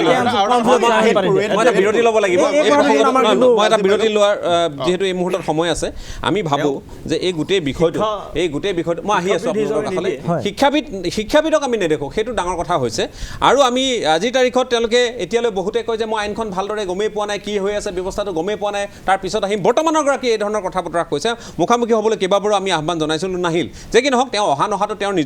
একেবাৰে নিজৰ সিদ্ধান্ত কিন্তু তেওঁ মানুহৰ পৰা আঁতৰি থাকিব নোৱাৰিব এনেধৰণৰ বিষয়সমূহ যেতিয়া ৰাইজৰ মাজত চৰ্চিত হ'ব আৰু এই বিষয়সমূহক যেতিয়া প্ৰত্যুত্তৰ দিবলৈ এটা সংশ্লিষ্ট কৰ্তৃপক্ষৰ যদি সেই সাহসকণ নাথাকে নিশ্চয় আমি ভালদৰে কথাখিনি ল'ব নোৱাৰিম আমি যিহেতু কেছ ফৰ ৰেংক বিতৰ্ক আপোনালোকৰ সন্মুখলৈ বহু তথ্য লৈ আহিলোঁ এতিয়ালৈ এই বিষয়সমূহৰ ক্ষেত্ৰত কোনো ধৰণৰ তদন্ত ঘোষণা কৰা নাই চৰকাৰে এই কথাখিনি আপোনালোকক অৱগত কৰিলোঁ আমাৰ দায়িত্ব আমি দায়বদ্ধতাৰে পালন কৰিছোঁ এই বিষয়টো সন্দৰ্ভত এতিয়া আহিলোঁ আমি কেছ ফৰ পাৰ্মিশ্যন যিটো শংকৰজ্যোতিও কৈছে আৰু আমিও কৈছোঁ যে কেছ ফৰ পাৰ্মিশ্যন এটা নতুন কথা আজি যিহেতু আহিছে আলোচনাৰ মাজলৈ আৰু ইয়াত জুনিয়ৰ কলেজ একাংশই DSE director of secondary education তেওঁলোকৰ পৰা কিহৰ বিনিময়ত আমি প্ৰশ্ন কিন্তু আমি উত্থাপন কৰিবলৈ কিহৰ বিনিময়ত তেওঁলোকে অনুমতি পায় আমি নাজানো আৰু এই বক্ৰপথত কোন কোন আছে নাজানো আজি যদি কোনোবা আৱাসিক গৃহৰ অনুমতি লৈ তাত যদি তেওঁলোকে শৈক্ষিক প্ৰতিষ্ঠান চলাই আছে সেইটো কেনেধৰণে সম্ভৱ সেই কথাখিনি আমি নাজানো কিন্তু এটা কথা ঠিক যে ইয়াত এটা লেনদেন হয় ইয়াত এটা প্ৰভাৱ খটুৱাই এই কথাখিনি স্পষ্ট হয় ধনবল নহয় আন ধৰণৰ ৰাজনৈতিক প্ৰভাৱ পুষ্ট যদি ব্যক্তি হয় আন ধৰণৰ বল ইয়াত প্ৰয়োগ কৰা হয় এই কথাখিনি স্পষ্ট ইয়াত প্ৰত্যাহ্বান জনালেও আপোনালোকক উত্তৰ দিবলৈ আমি প্ৰস্তুত এতিয়া কথাটো হ'ল এই বিষয়টো সন্দৰ্ভত আমি অকণমান কথা পাতিব লাগিব আমাৰ সৈতে ডক্টৰ ৰমেশ চন্দ্ৰ চুতীয়া সংযুক্ত হৈ আছে মই আপোনাৰ কাষলৈ আহিছোঁ আৱাসিক গৃহত সম্ভৱ হয়নে ই গ্ৰাউণ্ড+3 হয় গ্ৰাউণ্ড+5 হয় গ্ৰাউণ্ড+6 হওক তাত কথা নাই কিন্তু আৱাসিক গৃহ এটাত এনেধৰণে আপোনালোকে পৰৱৰ্তী সময়ত DSE পাৰ্মিশ্যন দিয়াৰ পিছত আপোনালোকে এফিলিয়েশ্যন বা ৰিকগনিশ্যন এই প্ৰসংগবোৰ আহে এইখিনি সম্ভৱ হয়নে তেনেধৰণে পৰা যায়নে মই জয়জয়তে ND24 সকলো ইয়াত উপস্থিত থকা সকলোকে মই আদৰণি জনাইছোঁ সম্ভাষণ জনাইছোঁ ইতিমধ্যে যিটো বিষয়ে আলোচনা কৰি থকা হৈছে কেইবাজনো বক্তাই এই বিষয়ত নিজৰ মতামত প্ৰকাশ কৰিছে এই যিটো অনুমতি বা পাৰ্মিশ্যনৰ কথা কোৱা হৈছে এইটো দুটা পৰ্যায়ত হয় প্ৰথমতে কোনো এখন জিলাত যেতিয়া এখন জুনিয়ৰ কলেজ বা কনিষ্ঠ মহাবিদ্যালয় প্ৰাইভেটে হওক বা তেনেকুৱা পৰ্যায়ত থাকে এইখন পাৰ্মিশ্যন দিব লগা হ'লে প্ৰথমতে ইনস্পেক্টৰ স্কুলছৰ যোগেদি এটা ইনস্পেকশ্যন কৰাব লাগে প্ৰায় তাত 20-25টামান তেওঁলোকৰ আইটেম আছে তাৰ ভিতৰতে নিজা গৃহ কথাটো আছে ভূমি কথা আছে লেণ্ডৰ কথা আছে স্কিমৰ মেনেজমেণ্টৰ কথা আছে ড্ৰিংকিং ৱাটাৰ থকা কথা আছে ফায়াৰ এক্সটিংগুইশ্বাৰ চাৰ্টিফিকেটৰ কথা আছে কোৰ্ছ কাৰিকলামৰ কথা আছে অন্যান্য যিবিলাক আচবাব যিখিনি এখন শিক্ষানুষ্ঠান চলিবৰ কাৰণে যেনেকৈ সঠিকভাৱে ট্ৰেইনপ্ৰাপ্ত প্ৰশিক্ষণপ্ৰাপ্ত শিক্ষক শিক্ষয়িত্ৰী এই গোটেই কথাবিলাক তাত থাকে আৰু এই গোটেই কথাখিনি ফৰ্মেট 4 এখন আছে তাৰ যোগেদি ডাইৰেক্টৰ ছেকেণ্ডেৰী এডুকেশ্যনত প্লেচ কৰে আৰু ডাইৰেক্টৰ ছেকেণ্ডেৰী এডুকেশ্যনে চালিজাৰি চাই তেওঁলোকে 3টা পৰ্যায়ত তেওঁলোকে পাৰ্মিশ্যন দিয়ে প্ৰথম পাৰ্মিশ্যনটো কোৱা যায় যে প্ৰায়ৰ পাৰ্মিশ্যন ছেকেণ্ড ষ্টেজত তেওঁলোকে দিয়ে ৰেজিষ্ট্ৰেশ্যন থাৰ্ড ষ্টেজত দিয়ে এডমিনিষ্ট্ৰেটিভ ৰিকগনিশ্যন এইখিনি হোৱাৰ পাছত বা যিকোনো এটা হোৱাৰ পিছত প্ৰায়ৰ পাৰ্মিশ্যন পোৱাৰ পিছত এটা অনুষ্ঠানে কাউন্সিললৈ যায় কাউন্সিলত এটা ছিষ্টেম আছে মই যিহেতু কাউন্সিলত 7 মাহমান সচিব হিচাপে কাম কৰিছিলোঁ মোৰ অভিজ্ঞতা আছে তাত মই দেখা পাইছিলোঁ কাউন্সিলে তেওঁলোকৰ এখন নিজাববীয়াকৈ এটা ৰেগুলেশ্যন কমিটি এখন আছে ইতিমধ্যে কাউন্সিলৰ যিখন পেৰেণ্ট বডি আছে এপেক্স বডি আছে তেওঁলোকৰ অধীনত ভালেকেইখন কমিটি আছে বিভিন্ন কাম কাজ পৰিচালনা কৰিবৰ কাৰণে কমিটিবিলাক গঠন কৰি দিয়া হৈছে আৰু তাত ৰেছপনচিবল সদস্য বা শিক্ষাবিদ তেনেকুৱা বিজ্ঞ ব্যক্তি তাত থাকে ঠিক তেনেকৈ ৰেগুলেশ্যন যিখন ছাব কমিটি আছে ৰেগুলেশ্যন ছাব কমিটিয়ে তেতিয়া কাউন্সিলৰ নিজৰ বিষয়ববীয়া হওক বা ইনস্পেক্টৰ স্কুলছেই হওক বা এখন জিলাৰ নামী দামী শিক্ষানুষ্ঠানৰ মুৰব্বীয়ে হওক বা শিক্ষাবিদে হওক তেওঁলোকৰ যোগেদি ইনস্পেকশ্যন কৰে আৰু ইনস্পেকশ্যন কৰাবৰ কাৰণে এখন নিৰ্দিষ্ট প্ৰপত্ৰ তেওঁলোকে তাত দি দিয়ে সেইখন সম্পূৰ্ণৰূপে ঠিক ঠাক কৰি পেলাই কাউন্সিলত জমা দিয়ে আৰু কাউন্সিলে কি কৰে তেওঁলোকে এখন যিখন ৰেগুলেশ্যন ছাব কমিটি তেওঁলোকে বনাই থোৱা আছে ইতিমধ্যে মই যি দেখিছিলোঁ যে 2004 চনতে কাউন্সিলে এখন তেনেকুৱা ৰেগুলেশ্যন বনাই থৈছে সেইখন অৱশ্যে এতিয়া লাহে লাহে এখন এমেণ্ডমেণ্ট কৰাৰ ব্যৱস্থা চলি থকা বুলি মই জানো। গতিকে তাৰ আধাৰত কাউন্সিলৰ ফালৰ পৰা বিভাগীয়ভাৱে পাৰ্মিশ্যন দিয়ে। যদি সেইটো একাডেমিক পাৰ্মিশ্যন বুলি কোৱা হয়, আৰু একাডেমিক পাৰ্মিশ্যন দিয়াৰ পাছত যদি সেই শিক্ষানুষ্ঠানটোৱে যদি নীতি নিয়মখিনি যদি মানি নচলে, তেতিয়াহ'লে সেইবিলাক যিকোনো মুহূৰ্তত তেওঁলোকে কাউন্সিলে মোক চমুকৈ এটা কথা কওকচোন তাৰপিছত দিয়াৰ পাছত পৰ্যায়ক্ৰমে হয় চুতীয়া ডাঙৰীয়া এটা কথা কওকচোন, মই জানিব খুজিছোঁ, আমি আপোনালোকে গোটেই বিষয়টোৰ সৈতে সংপৃক্ত আপোনালোক ব্যক্তি, মই এই কথাটো জানিব খুজিছোঁ যে এনেধৰণৰ যিসমূহ জুনিয়ৰ কলেজ থাকে, এই জুনিয়ৰ কলেজৰ যদি নিজা সেই নিৰ্ধাৰিত মাটি নাথাকে, তেওঁলোকক পাৰ্মিশ্যন প্ৰথমেই দিব নালাগে, প্ৰায় পাৰ্মিশ্যন পাবই নালাগে, নহয় জানো? তেতিয়াহ'লে কথা তেনেকুৱা হৈ গ'ল। যদি তেওঁলোকৰ নিজা মাটি নাই, ইনস্পেকশ্যনত ভুল হৈ গুচি গ'ল। ইনস্পেকশ্যন যিটো ৰিপৰ্ট ইনস্পেক্টৰ স্কুলসকলে দিয়ে, যিখন ফৰ্মেট 4 প্ৰথম ডাইৰেক্টৰ ছেকেণ্ডেৰী এডুকেশ্যনৰ ফালৰ পৰা যিখন পাৰ্মিশ্যন দিয়ে, সেইটো প্ৰায় পাৰ্মিশ্যনেই হওক, ৰেজিষ্ট্ৰেশ্যনেই হওক, এডমিনিষ্ট্ৰেটিভ ৰিকগনিশ্যনেই হওক, এই গোটেইকেইটা দিয়াৰ যিকোনো এটা দিয়াৰ পাছত কাউন্সিলে তেওঁলোকক একাডেমিক পাৰ্মিশ্যন নিদিয়ে। গতিকে একাডেমিক পাৰ্মিশ্যনটো দিয়াৰ আগমুহূৰ্তত এটা ইনস্পেকশ্যন কৰা হয়। ইনস্পেকশ্যনত যি কিবা ত্ৰুটি বিচুটি পায়, আৱাসিক গৃহত সম্ভৱনে? আৱাসিক গৃহৰ অনুমতি ল'ব আপুনি আৱাসিক গৃহৰ অনুমতি লৈছে, আৱাসিক গৃহৰ অনুমতি লৈ আপুনি তাত শৈক্ষিক প্ৰতিষ্ঠান চলাব পাৰেনে? যিহেতু আৱাসিক গৃহৰ কাৰণে অনুমতি দিছে, তাতো ব্যৱসায়িক অনুষ্ঠান বা শিক্ষানুষ্ঠান হ'বই নোৱাৰে, সেইটো স্পষ্ট হৈ আছে। ঠিক আছে, এইটো তেনেই সাধাৰণ কথা। বুজি পাইছোঁ। যেতিয়া পাৰ্মিশ্যন একাডেমিক হয়, যেতিয়া ৰেচিডেঞ্চিয়েল পাৰ্পাছত দিছে, সেইটো একাডেমিক পাৰ্মিশ্যনৰ কাৰণে আহিবই নোৱাৰে, সেইটো স্পষ্ট কথা। সেইটোৱে কথা। এতিয়া মই যিসকলে মই আপোনালোকক আকৌ মই সদায় দৰ্শকসকলক চাওক, আমি বহুত স্পষ্টবাদত বিশ্বাস কৰোঁ। আমি ইয়াত কোনো আৱেগিক কথা বতৰা আমি পতা নাই। আমি পাতি আছোঁ এখন প্ৰতিষ্ঠান, এখন ভব্যগব্য প্ৰতিষ্ঠান, এগৰাকী ভব্যগব্য ব্যক্তিয়ে জনোৱা এই মঞ্চত জনোৱা প্ৰত্যাহ্বানৰ প্ৰত্যুত্তৰ, সেই কথাখিনি আমি পাতি আছোঁ। গতিকে এই কথাখিনি এনেধৰণৰ যে ৰামানুজনৰ যিগৰাকী অধ্যক্ষ, আমি গম পাইছোঁ যে বিভিন্ন ধৰণে প্ৰাক্তন ছাত্ৰ ছাত্ৰীসকলৰ মাজত এটা বাৰ্তা দিব খোজা হৈছে যে ND24 হওক, যিটো আজি আমাৰ শংকৰজ্যোতিয়ে ক'লে, আছুৰ সাধাৰণ সম্পাদকগৰাকীয়ে আৰু সদৌ অসম ছাত্ৰ সন্থাই এই ছাত্ৰ ছাত্ৰীসকলক টাৰ্গেট কৰি লৈছে। এই ভুল বাৰ্তাটো নিদিব, কাৰণ তেওঁলোকে ভাল নম্বৰ পাই মেট্ৰিকত পাছ কৰিছে, তাৰপিছত ৰামানুজনত পঢ়িছে, তেওঁলোকে ভাল গাইডেঞ্চ পাইছে, সেই কথাও আমি অস্বীকাৰ কৰা নাই। গাইডেঞ্চ ভাল পাইছে তেওঁলোকে, সেই কথাখিনি আমি অস্বীকাৰ কৰা নাই ন। কিন্তু নিয়ম ভংগ কিয় হৈছে, সেই কথাতহে আমি কথা পাতি আছোঁ। কেষ্ট ফৰ ৰেংক বিতৰ্কত আমি কৈছিলোঁ নেকি ৰামানুজন আছে বুলি? চিঠিখন আজিও আছে ৰামানুজনৰ। দয়ানন্দ বৰগোহাঁইক প্ৰত্যাহ্বান কোনে জনাইছিলে? ৰামানুজনে জনাইছিলে। বাকী সকলো মনে মনে থাকিলে, ৰামানুজন আগবাঢ়ি আহিল, কথাবোৰ ক'লে, তাৰ ওপৰত এই তেওঁলোকৰ নথিপত্ৰ প্ৰত্যাহ্বান জনালে। এতিয়া নথিপত্ৰ প্ৰত্যাহ্বানটো শুনক। এইখন হ'ল উৎপল বৰুৱা, তেখেত কেন্দ্ৰীয় সমিতি, তেওঁ এগৰাকী কৃষক শ্ৰমিক উন্নয়ন পৰিষদৰ, তেখেতে RTI কৰিছিল। কেতিয়া? আমাৰ এই অনুষ্ঠানৰ পিছতে এইবোৰ কথা বতৰা আগবাঢ়ি আছিল। এতিয়া তেখেতে ইয়াত উল্লেখ কৰিছে যিখিনি কথা, তাৰপিছত উত্তৰ কি আহিছে? উত্তৰ জনতথ্য বিষয়া নগাঁও পৌৰসভাই কি উত্তৰ দিছে শুনক। উত্তৰ দিছে যে শৈবৰগাঁও মাধৱদেৱ পথত অৱস্থিত কনচেপ্ট জুনিয়ৰ কলেজ নিৰ্মীয়মান বিল্ডিং সন্দৰ্ভত পৰৱৰ্তী সময়ত তথ্য প্ৰদান কৰা হ'ব। কনচেপ্টৰ উত্তৰ অহা নাই, গতিকে কনচেপ্টৰ কথা আমি পাতিব পৰা নাই। ভুল বাৰ্তা আকৌ যাব নালাগে এইটোক লৈ। দিলীপ কুমাৰ বৰাই পৰিচালনা কৰা ৰামানুজন জুনিয়ৰ কলেজখন 10 নম্বৰ মহলাৰ বীৰেণ মহন্ত পথ আৰু কলংপাৰস্থিত যজ্ঞেশ্বৰ শৰ্মা পথৰ মাজভাগত অৱস্থিত। বীৰেণ মহন্ত পথৰ ফালে সন্মুখভাগ থকা অংশটোৰ গৃহ নিৰ্মাণৰ অনুমতি নগাঁও উন্নয়ন প্ৰাধিকৰণে প্ৰদান কৰিছিল। এই সন্দৰ্ভত নগাঁও উন্নয়ন প্ৰাধিকৰণৰ পৰা সংগ্ৰহ কৰা তথ্যৰ ফটোকপি সংলগ্ন কৰি দিয়া হ'ল। কলংপাৰস্থিত যজ্ঞেশ্বৰ শৰ্মা পথৰ ফালে সন্মুখভাগ থকা অংশটো টাউন নগাঁও কিছামতৰ 870 নম্বৰ ম্যাদী পট্টাৰ 403 দাগৰ মাটিৰ ওপৰত অৱস্থিত আৰু উক্ত অংশত RCC গ্ৰাউণ্ড প্লাছ 3 এই আৱাসিক গৃহ নিৰ্মাণৰ অনুমতিহে শ্ৰী দিলীপ কুমাৰ বৰাৰ নামত নগাঁও পৌৰসভাৰ পৰা প্ৰদান কৰা হৈছিল। গতিকে এইটো আৱাসিক গৃহ, এইটো শৈক্ষিক প্ৰতিষ্ঠান অৰ্থাৎ ব্যৱসায়িক প্ৰতিষ্ঠান নহয়। দিলীপ কুমাৰ বৰা এতিয়া প্ৰত্যাহ্বান জনাওক। আপুনি এগৰাকী সন্মানীয় শিক্ষক, এগৰাকী অধ্যক্ষ, আপুনি এই মঞ্চত কিয় বিপথে পৰিচালিত কৰিলে? কিয় আজি আপুনি সমালোচনাৰ পাত্ৰ হ'বলগীয়া হৈছে? নিজেই ভাবক। নগাঁও পৌৰ এলেকাৰ নতুন বজাৰস্থিত প্ৰেছ ক্লাবৰ সমীপৰ টাউন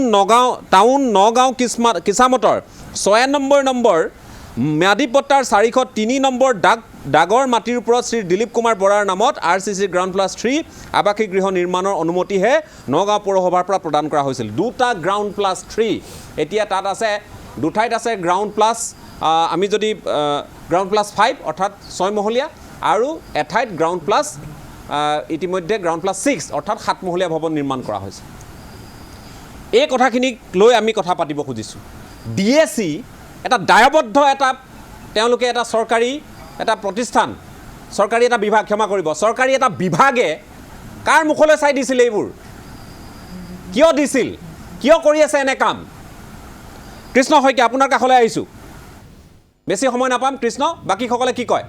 হয়, নিশ্চয় ৰাজদীপ বাইলুং বৰা, মোৰ নিশ্চয় মোৰ লগত যিহেতু এই যিটো সংগঠনে কৃষক শ্ৰমিক উন্নয়ন পৰিষদে যিহেতু RTI কৰিছিল, আৰু মোৰ লগত কৃষক শ্ৰমিক উন্নয়ন পৰিষদৰ উপদেষ্টা প্ৰদীপ কলিতা ডাঙৰীয়া আছে, মই আপোনাৰ ওচৰলৈ আহিছোঁ। যিহেতু এই সমগ্ৰ বিতৰ্কটোৰ পৰা আপোনালোকে যিহেতু RTI কৰিছিল, কি ক'ব এই সমগ্ৰ বিষয়টোৰ ক্ষেত্ৰত, যিহেতু অনিয়ম সংঘটিত হৈছে বুলি কৈছে? নহয়, মই প্ৰথমতে ক'ব বিচাৰিছোঁ যে পবিত্ৰ এটা শিক্ষা অনুষ্ঠান আমি বন্ধ হোৱাটো বিচৰা নাই, কিন্তু আমি বিচাৰিছোঁ এটা, যে তেওঁ যিকেইটা বিল্ডিং বনাইছে সেই বিল্ডিংখিনিত যিখিনি নিয়ম নীতি থাকিব লাগে সেই নিয়ম নীতিখিনি তেওঁ বিল্ডিঙত নাই। কাৰণ প্ৰথম কথা হৈছে, যেতিয়া আমি RTI কৰিছিলোঁ আৰু তেতিয়া পৌৰসভাই সেই RTI উত্তৰবিলাক দিবলৈ তেওঁলোকে মান্তি হোৱা নাছিল। বহুত যুঁজ কৰি আমি RTI তথ্যবিলাক সংগ্ৰহ কৰিছিলোঁ, আৰু সেই RTI তথ্যত আপোনালোকে আজি দুপৰীয়া আমি যিখন সংবাদমেল দিছোঁ, সেই সংবাদমেলত গোটেইখিনি আমি গোটেই বস্তুখিনি আমি কৈ দিছোঁ যে কোনখিনিত জালিয়াতি তেওঁ কৰিছে। আমাৰ লজ্জাবোধ এটাই হৈছে যে এটা পবিত্ৰ শিক্ষা অনুষ্ঠানত কি কাৰণত তেওঁ জালিয়াতি কৰিব লাগে। কাৰণ এই গোটেই বিষয়বস্তুবিলাক তেওঁ যে এটা মানে জালিয়াতি কৰি এটা পবিত্ৰ শিক্ষা অনুষ্ঠান চলাই আছে, এই গোটেই বিষয়বস্তুবিলাক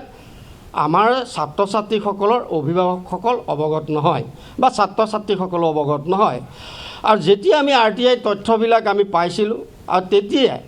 আমি শিক্ষামন্ত্ৰী ৰণোজ পেগুক ডাঙৰীয়াক আমি লগ কৰিলোঁ, আৰু লগ কৰি আমি তেখেতক স্মাৰকপত্ৰ দিলোঁ যে এনেধৰণৰ শিক্ষা অনুষ্ঠানবিলাকে ভৱিষ্যত মানে ছাত্ৰ ছাত্ৰীসকলক কি শিক্ষাদান কৰিব। গতিকে এইবিলাক বিল্ডিং যিবিলাক মানে ইলিগেল কৰিছে, জালিয়াতি কৰিছে, এইবিলাক বন্ধ কৰাৰ ব্যৱস্থা গ্ৰহণ কৰিব লাগে। আৰু তাৰপিছতে আমি ডিজাষ্টাৰ মেনেজমেণ্ট মন্ত্ৰী যোগেন মোহন ডাঙৰীয়াক আমি লগ কৰিলোঁ। কাৰণ এইটো কাৰণে লগ কৰিলোঁ, কাৰণ যিহেতু তাত প্ৰাকৃতিক দুৰ্যোগৰ কথা আছে। কাৰণ ইয়াত অকণমান মাটিত যিটো মানে পাৰ্মিশ্যন লৈ তেওঁ ঘৰ বনাইছে, সেই পাৰ্মিশ্যনটো দিছে মাত্ৰ G+3, কিন্তু তেওঁ বিল্ডিং বনাই পেলাইছে G+6। কিন্তু তাতোতকৈ এটা ভয়ানক কথা হৈছে কি, সেই আজি অলপ কেইদিনৰ আগত আমাৰ যেতিয়া এটা ডাঙৰ ভূমিকম্প হৈছিলে, যে আমাৰ নগাঁৱৰ এটা বিল্ডিং কেৰেক হৈ গৈছে। গতিকে এই বিল্ডিংটো যে কেৰেক নহ'ব তাৰ কি মানা আছে নেকি? কেতিয়াও মানা নহয়। আমি তেওঁলোকে গোচৰ দিব বুলি আমি গম পাইছোঁ, CIDত গোচৰ দিব বুলিও গম পাইছোঁ। কাৰণ বহু প্ৰসংগ আহিছে, এতিয়াও বিভিন্ন ধৰণৰ বাৰ্তা আহি আছে যে তেওঁলোকে ডিজিটেল এই লেনদেনৰ ব্যৱস্থাৰ দিনতো তেওঁলোকে কেছ নগদ ধনৰ তেওঁলোকে প্ৰাপ্তি স্বীকাৰ কৰে, এনেধৰণৰ কথা বতৰাবোৰ আহিছে। সেই প্ৰসংগলৈ মই নাযাওঁ, কিন্তু এই ধৰণৰ কথা বতৰা আহিছে। আৰু কোনোবা আছে কলিতা ডাঙৰীয়াৰ বাহিৰেও? সময় কম যিহেতু।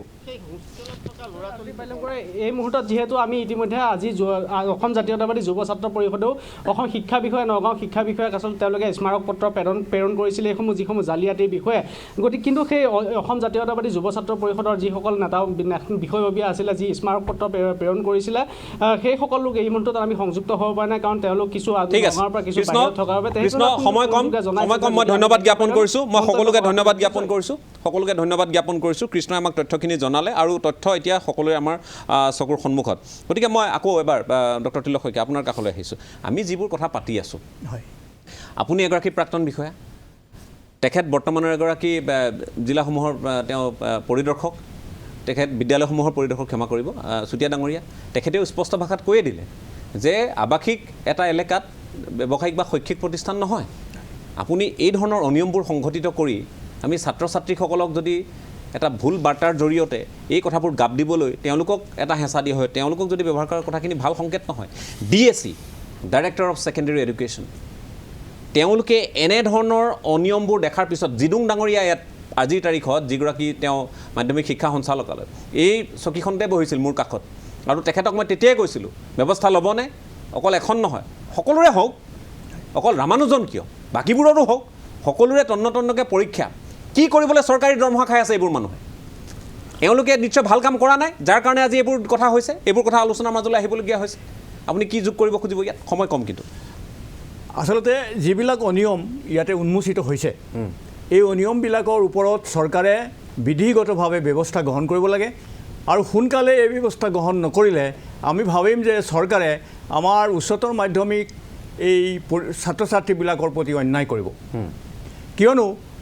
আমাৰ উচ্চতৰ মাধ্যমিক বা জুনিয়ৰ কলেজত পঢ়ি থকা ছাত্ৰ ছাত্ৰীবিলাকৰ কাৰণে চৰকাৰে এতিয়ালৈকে কোনো ব্যৱস্থা গ্ৰহণ কৰা নাই উন্নত কৰিবৰ কাৰণে ফৰ এক্সাম্পল মই নিজে দেখিছোঁ যে 9, 10, 11, 12ত পঢ়া ছাত্ৰ ছাত্ৰীবিলাকে প্ৰায় 80% ছাত্ৰীয়ে দুপৰীয়া 2-3 বজালৈকে ঘৰলৈ উভতি যোৱালৈকে একো খাবলৈ নাপায় ঘৰত ৰুটি আৰু চাহ এখন খাই আহে বিস্কুট চাহ খাই আহে আৰু সেই ল'ৰা ছোৱালীবিলাক ঘূৰি যাওঁতে তেওঁলোকে লঘোণ পেটেৰে যাব লাগে এইটো সম্পৰ্কে ব্যৱস্থা গ্ৰহণ কৰিছিলে এতিয়া যিবিলাক অনিয়ম এই অনিয়মবিলাক যদি চৰকাৰে গাপ দি থয় তেতিয়াহ'লে সেই ছাত্ৰ ছাত্ৰীবিলাকৰ প্ৰতি এটা DSC বা ডাইৰেক্টৰ অফ ছেকেণ্ডেৰী এডুকেশ্যন বা ASSC আমি যিবোৰ কথা পাতি আছোঁ বহু বিষয়ত তেওঁলোক এতিয়া এই জালিয়াতিৰ এইবোৰৰ অচিলালৈ তেওঁলোক অন্যতম এখন বজাৰলৈ তেওঁলোক পৰ্যবেক্ষিত হৈছে এই কথাখিনি প্ৰতীয়মান হৈছে আপুনি অস্বীকাৰ কৰিব নেকি DSCয়ে সোনকালে এই সম্পৰ্কে ক্লিয়াৰিফাই কৰিব লাগে তেওঁলোকে ব্যৱস্থা গ্ৰহণ কৰিব লাগে এটা অনুসন্ধান কৰি পেলাই ৰাজহুৱাভাৱে গোটেই কথাবোৰ পৰিষ্কাৰ কৰি জনাব লাগে ঠিক আছে আৰু চৰকাৰেও এই ক্ষেত্ৰত এটা দৃঢ় পদক্ষেপ লৈ মই ভাবোঁ যে এই এলিগেশ্যনছবিলাক যিবিলাক অভিযোগ এতিয়া আহিছে এই অভিযোগবিলাকৰ ওপৰত এটা তদন্তৰ ব্যৱস্থা কৰিব লাগে প্ৰদ্যুম্ন গোস্বামী সময় যিহেতু কম মই বিষয়টো আপোনালোকে জানে জৰুৰী কিন্তু বহুখিনি কথা পৰিস্ফুট হৈছে শেষত কি ক'ব আপুনি নাই শেষত মই এইটো কথাই ক'ম এইখিনি আপোনালোকৰ প্ৰশাসনিক মানে আপোনাৰ পাৰ্মিশ্যন ৰিলেটেড কথা কিন্তু তাৰ বাদেও এনেকুৱা বহুত আপোনাৰ একাডেমিক ৰিলেটেড বহুত ঘটনাও চলি আছে আপোনাক এটা মই বিষয় অথনি ক'ম বুলি ভাবিছিলোঁ যে STR হৈছে ষ্টুডেণ্ট টিচাৰ ৰেচিঅ' এই STR যদি এখন শৈক্ষিক প্ৰতিষ্ঠানে মেইনটেইন নকৰে কিমান ছাত্ৰ ছাত্ৰীৰ মানে এগেইনষ্টত কিমানজন শিক্ষক থাকিব লাগে তেতিয়াও বহুত মানে প্ৰতিষ্ঠানৰ ৰিকগনিশ্যন কেঞ্চেল হয় এটা কলেজবিলাক হায়াৰ এডুকেশ্যনৰ কলেজবিলাকত নেকৰ এক্ৰিডিয়েশ্যন আহে আপুনি যিকোনো এখন কলেজ শিক্ষকক সুধিব যে তেওঁলোকে STRটো কিমান ষ্ট্ৰিক্টলি মেইনটেইন কৰিব লাগে ষ্টুডেণ্ট টিচাৰ ৰেচিঅ' কিন্তু মই বহুত জুনিয়ৰ কলেজ আছে আপোনালোকে তেওঁলোকে জোখতকৈতো বহুত এডমিশ্যন দিয়েই তাৰোপৰি এটা শ্ৰেণীকোঠাত 70-80জন ছাত্ৰ ছাত্ৰী সোমোৱাই এজন শিক্ষকক এখন বেঞ্চত 7জন 8জনলৈকে ছাত্ৰ ছাত্ৰী বহে তাত এটা পঢ়াৰ পৰিৱেশ থাকে নেকি এটা পঢ়াৰ পৰিৱেশ আপোনাৰ কথাটো হৈছে কি 5-6জনমান ষ্টুডেণ্টক টাৰ্গেট কৰি লৈ তেওঁলোকৰ লগত দিনে নিশাই লাগি তেওঁলোকক ষ্টেণ্ড কৰাই দি মিডিয়া কভাৰেজ হৈ যোৱাৰ লগে লগে বাকী ছাত্ৰ ছাত্ৰীসকলক গুৰুত্ব নিদিব এনেকুৱা ধৰণৰ কথা হ'ব নোৱাৰে আৰু সেই মিডিয়া কভাৰেজটো বা সেই কথাটোক লৈ পেলাই ভিত্তি কৰি তাত ছাত্ৰ ছাত্ৰীৰ সুদ বয় গতিকে গাৰ্জেণ্টৰো ভুল অকল মই জুনিয়ৰ কলেজৰ ভুল বা তেনেকুৱা তেওঁলোকে ব্যৱসায় ভিত্তিক আৰু এতিয়া জুনিয়ৰ কলেজ মানে পুৰা আপোনাৰ একাডেমিক অৰিয়েণ্টেডতকৈ মেক্সিমাম জুনিয়ৰ কলেজ এতিয়া হৈছে কি আপোনাৰ বিজনেছ অৰিয়েণ্টেড আৰু কি হৈছে হায়াৰ এডুকেশ্যনত থকা মানে PhD কৰা MSc কৰা MA কৰা বহুত তেনেকুৱা ছাত্ৰ ছাত্ৰী আছে যি আপোনাৰ চাকৰি বাকৰি বিশেষ পোৱা নাই বা তেনেকৈ চলি আছে এই জুনিয়ৰ কলেজৰ কথাবিলাকে তেওঁলোকক আকৃষ্ট কৰিছে গতিকে এতিয়া মানে এটা কনচেপ্ট হৈ গৈছে যে মই বেলেগ নহ'লেও জুনিয়ৰ কলেজ ক্লাছ আৰু কোচিং জুনিয়ৰ কলেজ এখন খুলি দিলে অন্ততঃ 50জন ষ্টুডেণ্ট আহিলেও মোৰ অন্ততঃ মাহে পইচাটো ওলাই থাকিব আচলতে একাডেমিকটো সেইটো হ'ব নোৱাৰে গতিকে এই জুনিয়ৰ কলেজৰ চিণ্ডিকেটটোৱে বাকী কি কৰিছে কি নকৰিছে পিছৰ কথা তেওঁলোকৰ পাৰ্মিশ্যন কিবা কিবি পিছৰ কথা কিন্তু একাডেমিক্সত সাংঘাতিক এফেক্ট কৰিছে আমাৰ ছাত্ৰ ছাত্ৰীসকলৰ হায়াৰ ছেকেণ্ডেৰী একাডেমিক্স যিটো আছে এই ছেকেণ্ডেৰী একাডেমিক্সত সাংঘাতিক এটা এফেক্ট কৰিছে এই এফেক্ট কৰাটো বন্ধ কৰিব লাগে অন্যথা ই কিন্তু উচ্চ শিক্ষাত সাংঘাতিকভাৱে প্ৰভাৱ পেলাব আৰু এটা মই আপোনাক কথা কওঁ যে আছাম হায়াৰ ছেকেণ্ডেৰী এডুকেশ্যন কাউন্সিলে যেতিয়া আপোনাৰ এখন জুনিয়ৰ কলেজত মানে ছায়েন্স ষ্ট্ৰীমৰ কাৰণে এফিলিয়েশ্যন দিয়ে তাত তেওঁলোকে প্ৰেক্টিকেলৰ সা সুবিধাৰ পৰা আদি কৰি এই কথাবিলাক লক্ষ্য কৰেনে আপুনি যদি চাই ছায়েন্স ছিষ্টেম থকা জুনিয়ৰ কলেজ অসমত এটা এছেছমেণ্ট চলক তেওঁলোকে কি পৰ্যায়ত প্ৰেক্টিকেল ক্লাছবিলাক কৰি আছে আপুনি দেখিলে মানে ফাটমেলা বসুমতী পাতালে লুকাওঁ যেন আপোনাৰ অৱস্থা হ'ব ক'ৰ পৰা জ্ঞান পাব গতিকে কথাটো হৈছে এই কথাবিলাক আৰু মই আকৌ শেষৰবাৰৰ কাৰণে দিলীপ বৰা ছাৰক এই মঞ্চৰ পৰা অনুৰোধ কৰোঁ যে আপোনাৰ জুনিয়ৰ কলেজখন ৰামানুজন বা দিলীপ বৰা আপুনি অসমৰ কাৰণে এটা আদৰ্শ গতিকে আপোনাৰ এই কথাবিলাকে কিন্তু ব্যথিত কৰিছে আৰু আপোনাৰ পৰা এইখিনি কথা অন্ততঃ অসমৰ ৰাইজে কেতিয়াও কামনা নকৰে আপোনাক অনুৰোধ কৰিম আপুনি কথাবিলাক খুব সোনকালে ক্লিয়াৰিফাই কৰি সকলো কথা ঠিক কৰক এতিয়াও সময় আছে বৰ্তমান আচলতে শিক্ষা ব্যৱস্থাত এটা লাভজনক আচলতে বেপাৰলৈ ৰূপান্তৰিত হৈছে এতিয়া বহুত ধনী মাক বাপেকৰ অৰ্ধশিক্ষিত আৰু শিক্ষিত সন্তানে এই বেপাৰটোৰ জৰিয়তে ধন ঘটিবৰ কাৰণে তেখেতসকলে ধাৱমান হ'ব আৰু এইটো এতিয়া বৰ্তমান হৈ আছে আৰু অনাগত দিনত এইটো বাঢ়িব পৰিমাণটো আৰু এতিয়া কথা হৈছে যে ডাইৰেক্টৰী ছেকেণ্ডেৰী এডুকেশ্যন যিমানে দায়ী কাউন্সিলো কিন্তু সমানে দায়ী কাৰণ তেওঁৰ পাৰ্মিশ্যনটো দিয়ে secondary education directory secondary education আৰু একাডেমিক পাৰ্মিশ্যনটো দিয়ে কাউন্সিলে কোনো লেবৰেটৰী নোহোৱাকৈ তাত ছায়েন্স ষ্ট্ৰীম এটা খুলিবৰ কাৰণে কাউন্সিলে কেনেকৈ পাৰ্মিশ্যন দিলে আৰু আটাইতকৈ ডাঙৰ কথা বহু জুনিয়ৰ কলেজ আমি চকুৰ আগত দেখিছোঁ তেওঁলোকে প্ৰেক্টিকেল ক্লাছটো ওচৰৰ এখন চৰকাৰী মহাবিদ্যালয়ত গৈ কৰেগৈ সেই মহাবিদ্যালয়খনৰ ছাত্ৰ ছাত্ৰীসকলে ক'ত প্ৰেক্টিকেল ক্লাছ কৰে আৰু আপুনি আৰু আটাইতকৈ ডাঙৰ কথা হৈছে যে বহু চৰকাৰী মহাবিদ্যালয়ৰ শিক্ষকে প্ৰফেচাৰে গৈ পেলাই সেই জুনিয়ৰ কলেজবিলাকত গৈ কিন্তু শিক্ষাদান কৰেগৈ মাজৰ কোনোবা এটা গেপ পিৰিয়ডত গৈ পেলাই আপুনি দেখিব ইংলিছ কোনে পঢ়ায় সেই কলেজখনৰ শিক্ষকে গৈ তাত পঢ়ায়গৈ এই গোটেই আচলতে বেপাৰটো বেপাৰ হৈ আছে এই বেপাৰটো কিন্তু ভাল হোৱা নাই বেপাৰটো বন্ধ হ'ব লাগে আৰু খোলক জুনিয়ৰ কলেজ খোলক ভাল শিক্ষা প্ৰদান কৰক আমাৰ তাত ক'বলগীয়া একো নাই কিন্তু শিক্ষাটোক লৈ বেপাৰ কৰি ছাত্ৰ ছাত্ৰীসকলক আচলতে বিপথে পৰিচালিত নকৰিব শিক্ষকসকলে এনেকুৱা ধৰণৰ কাম কাজ যদি কৰে অনাগত দিনত কিন্তু আমাৰ গোটেই শিক্ষা ব্যৱস্থাটোৰ কাৰণে এই কলংক আৰু এতিয়া আপুনি আটাইতকৈ দেখিবলৈ পাব যে ছাত্ৰ ছাত্ৰীসকলক কেতিয়াও আচলতে বাণিজ্যিকৰণ অৰ্থাৎ বাণিজ্যৰ নামত তেওঁলোকক ব্যৱহাৰ কৰি কোনো কাৰণতে বাণিজ্য চলাব নোৱাৰিব বুলি কয় এতিয়া আপুনি দেখিব আটাইকেইখন নাম জ্বলা জুনিয়ৰ কলেজৰ ফ্ৰণ্টত যিকেইটা ল'ৰা ছোৱালীয়ে ষ্টেণ্ড কৰিছিলে সেইকেইটা ডাঙৰ ডাঙৰ ছবি ফটো লগাই আৰু সেইকেইটাৰ মুখখন দেখুৱাই তেখেতসকলে আনে তাতোতকৈ ডাঙৰ কথা এতিয়া আপুনি দেখিব 75 যদি কাট অফ মাৰ্ক থাকে তাত 50% ফৰ্ম বিলায়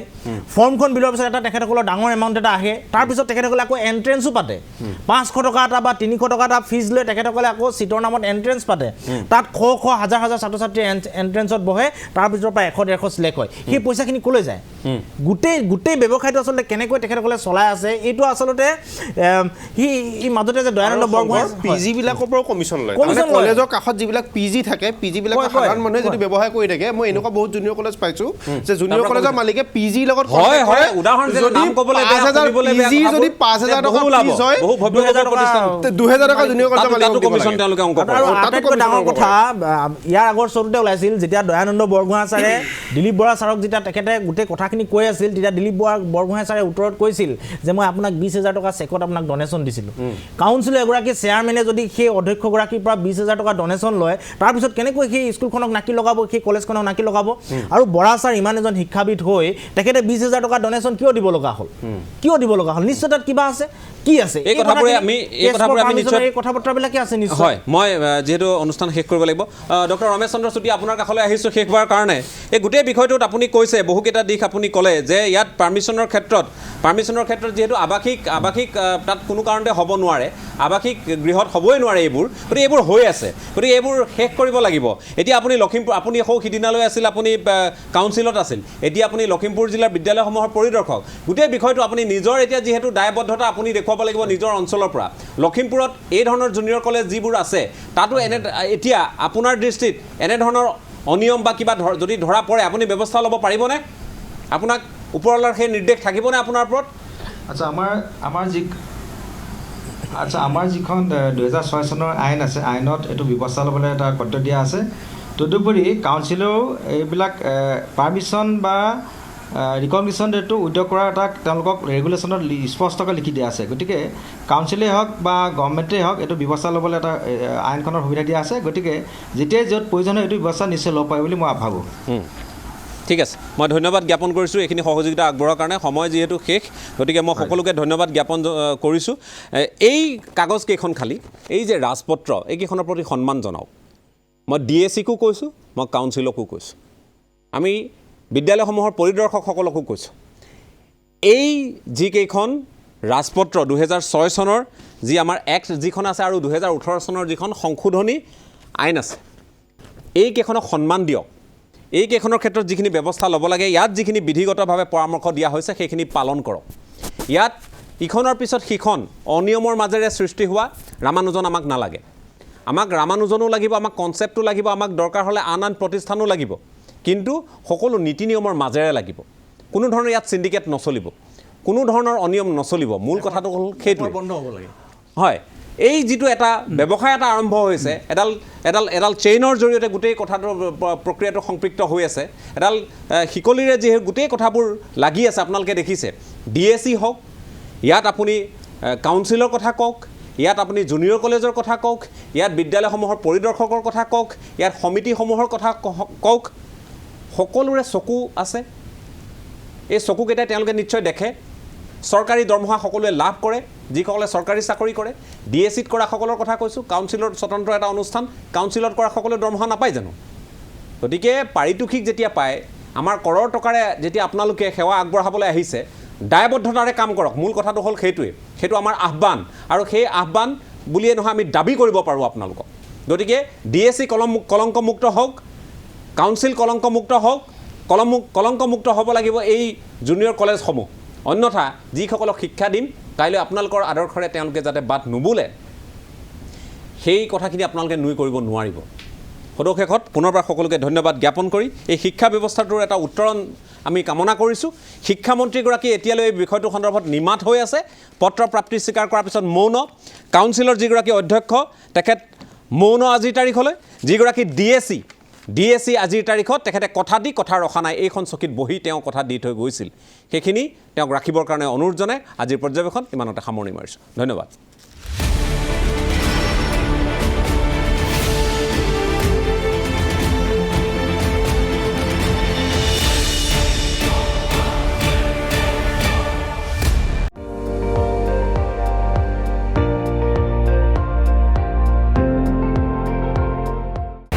আপুনি চাই আছে ND24,